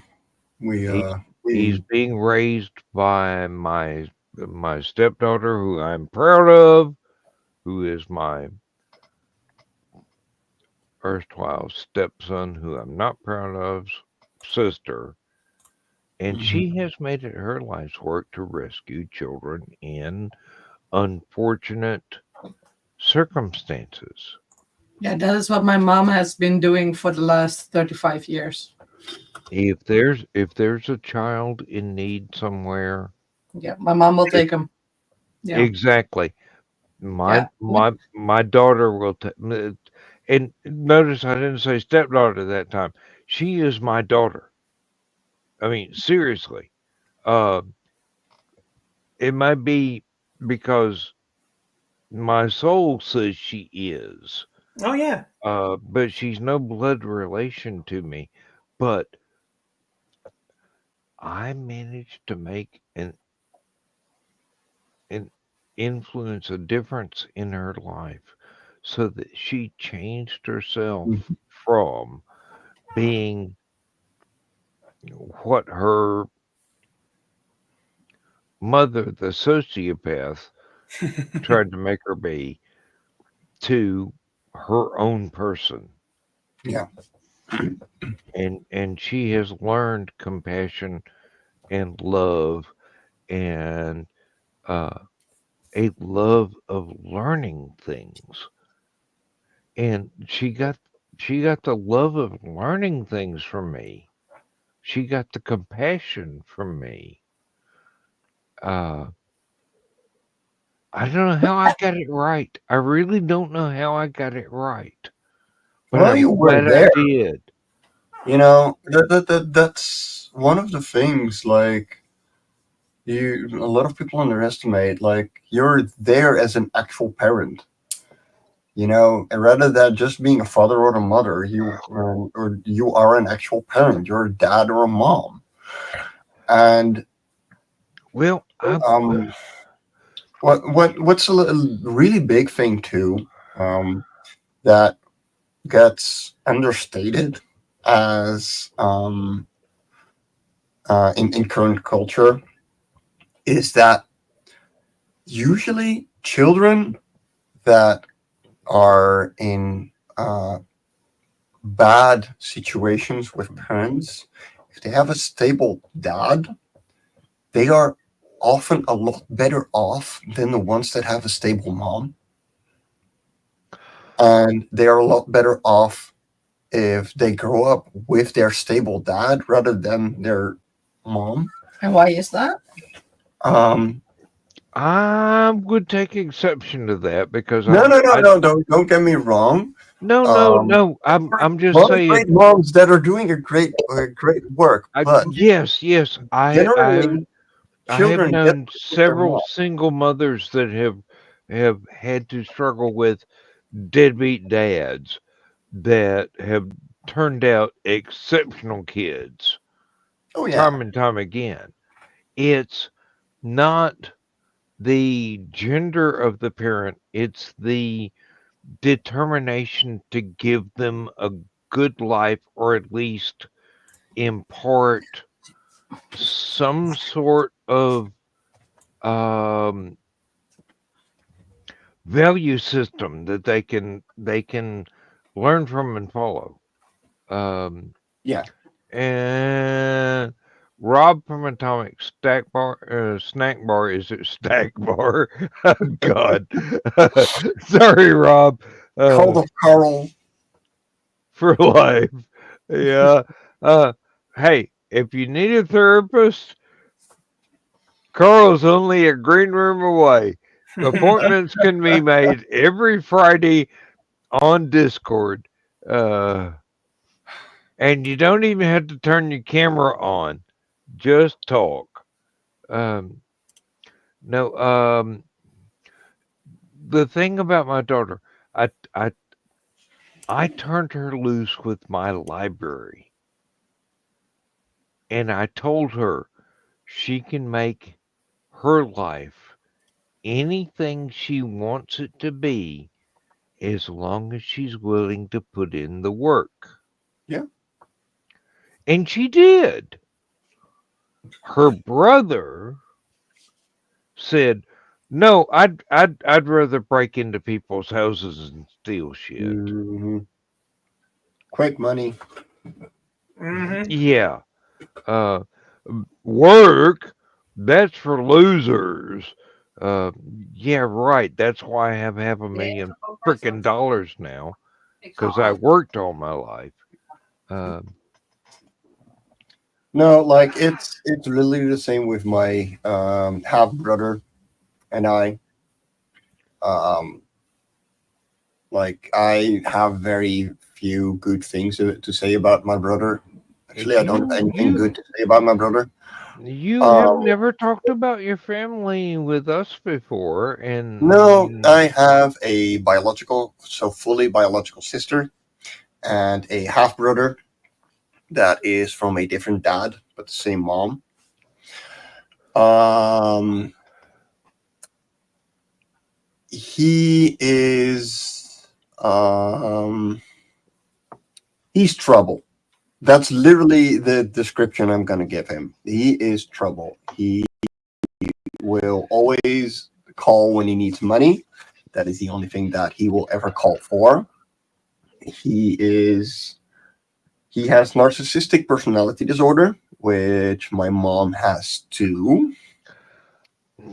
Um, and that is a very rough situation to be in.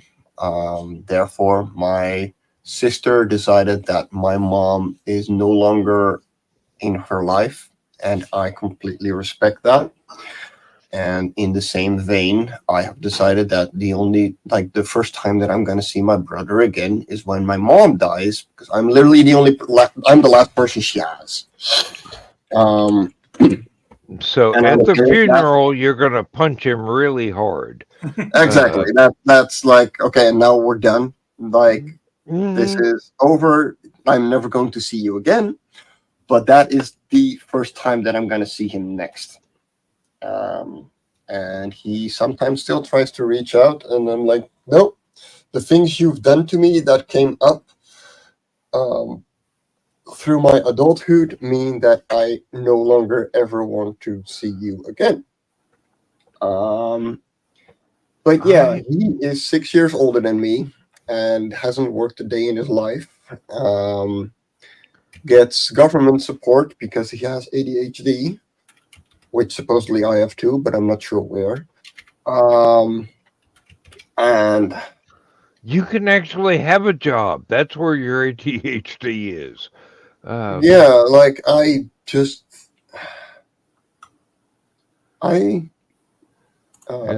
Instead of being a worthless motherfucker, you can actually hold a job. yeah. That's a Well, mental illness nowadays.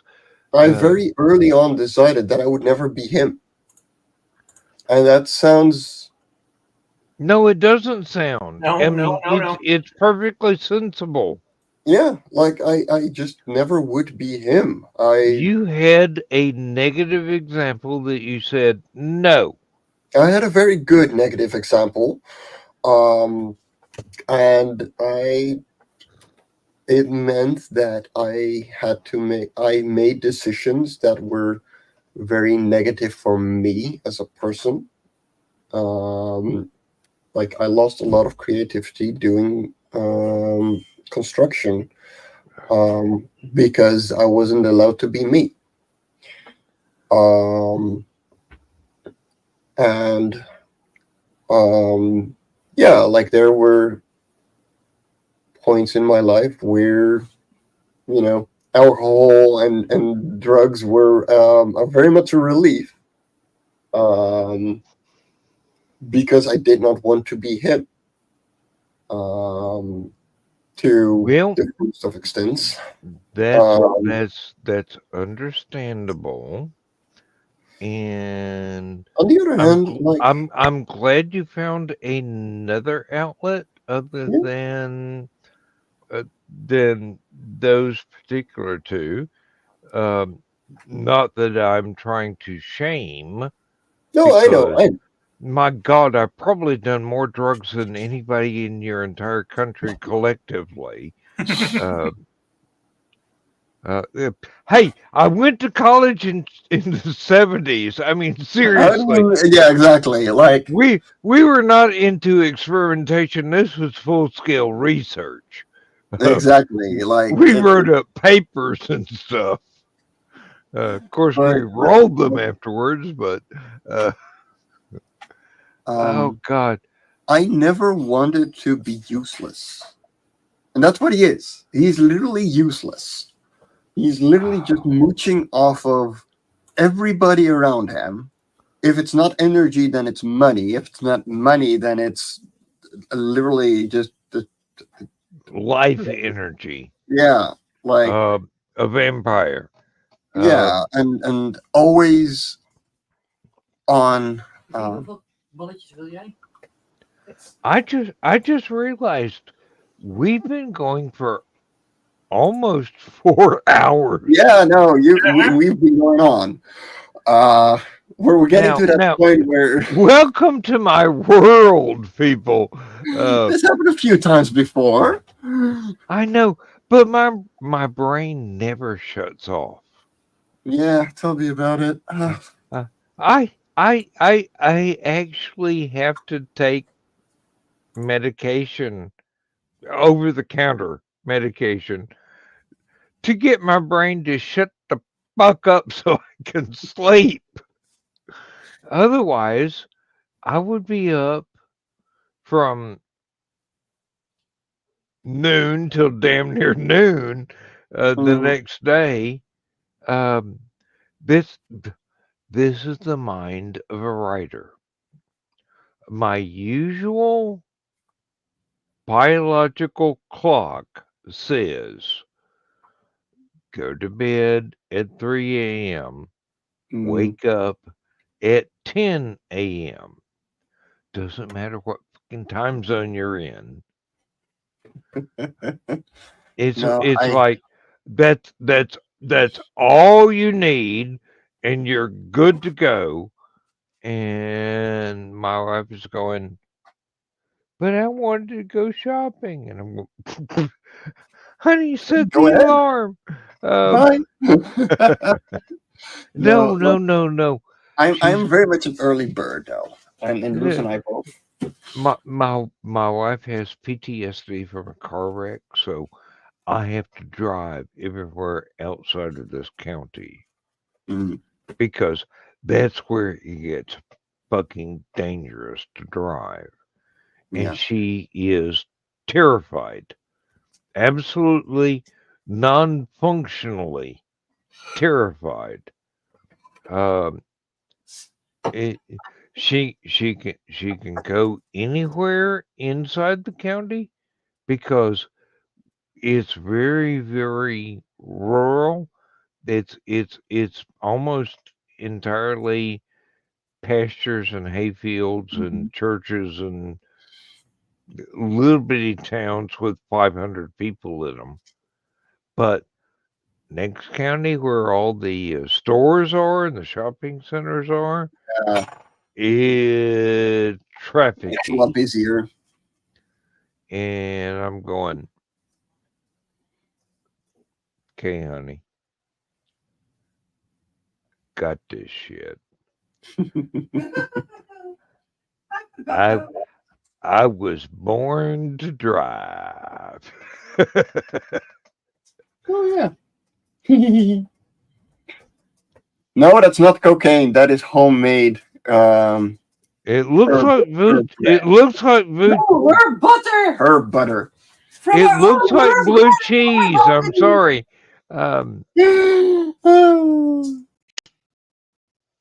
Yeah, no, I know. It might be herb butter, but I ain't smoking it. It looks a little too wet. Just a bit.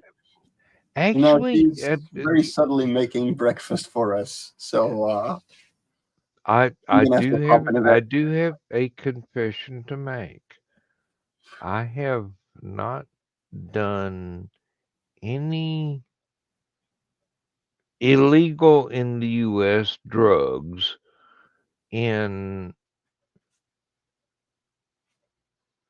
almost 50 years. Yeah, no, it's been almost 10 years for me too. Like, and I'm only 66 years old, and I'm going, dude, that gives you a very narrow window to experience college. No, actually 2015, 2016, yeah, thereabouts. So 8-9 years for me. Like I quit smoking 2 years ago. Nearly 2 years. Still, wake up from dreams sometimes going, I was smoking in my dream. Why was I smoking in my dreams? It's that bad an addiction. Well, I still have, like hunting, I still have the skills I was raised with, but I no longer use them. Yeah, essentially. Like I can roll a smoke. I can roll tobacco. I can roll a spliff, but ain't gonna. No, I mean, better not. No. Seriously, I have better things to do with my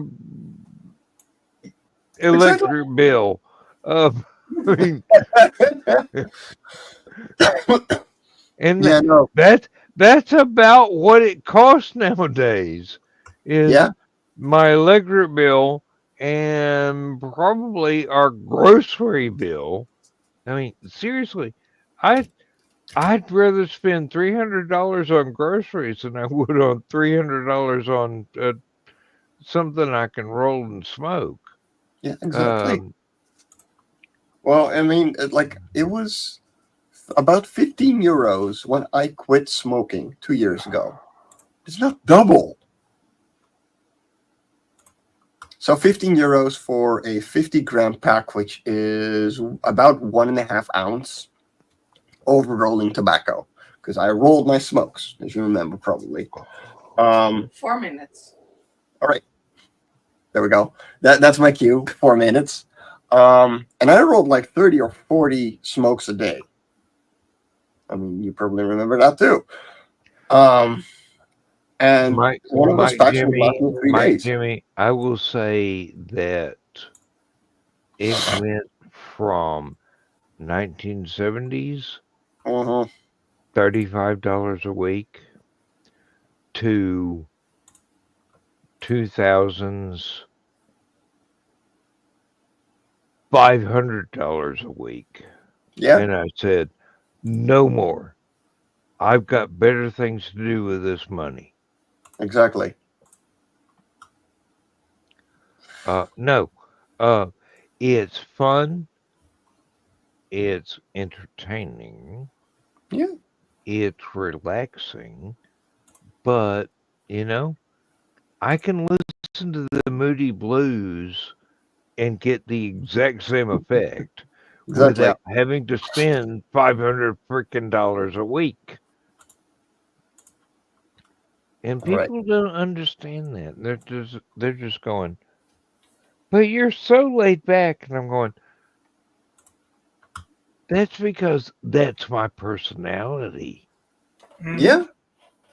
Like it's got nothing to do with how stoned I am, because I'm not.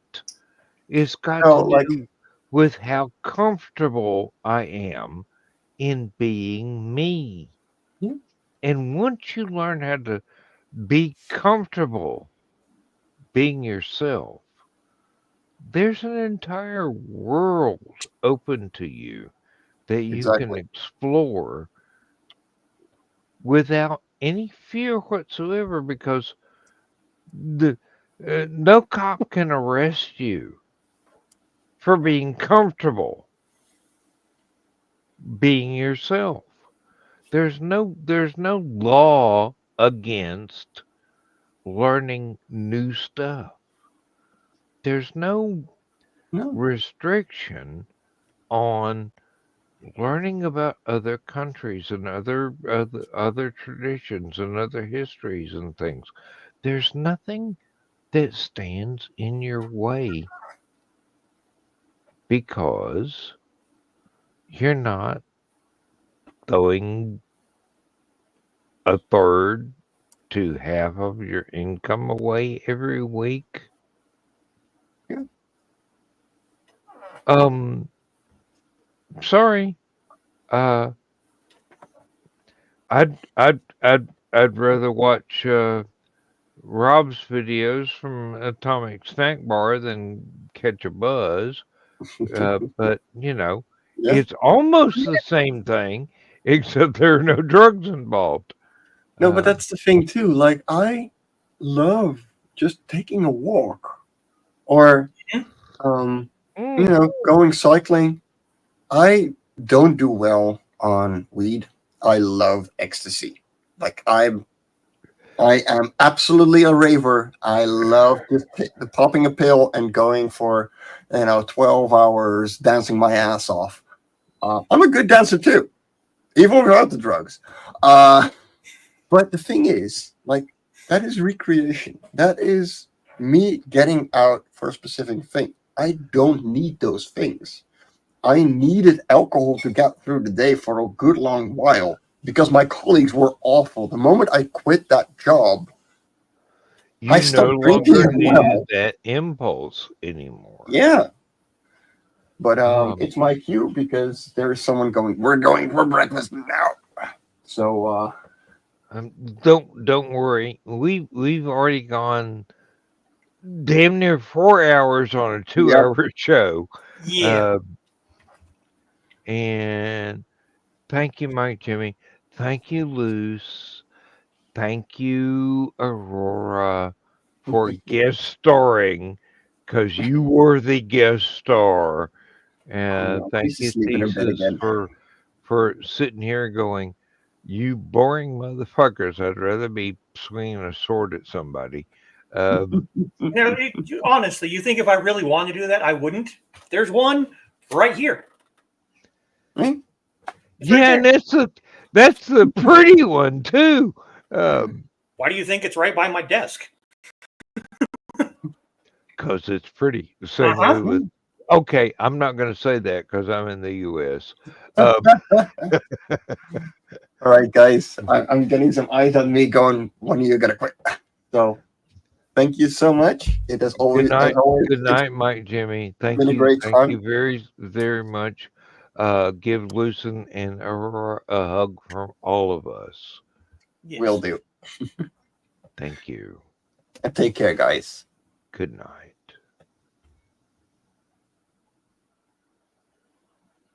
And Thesis.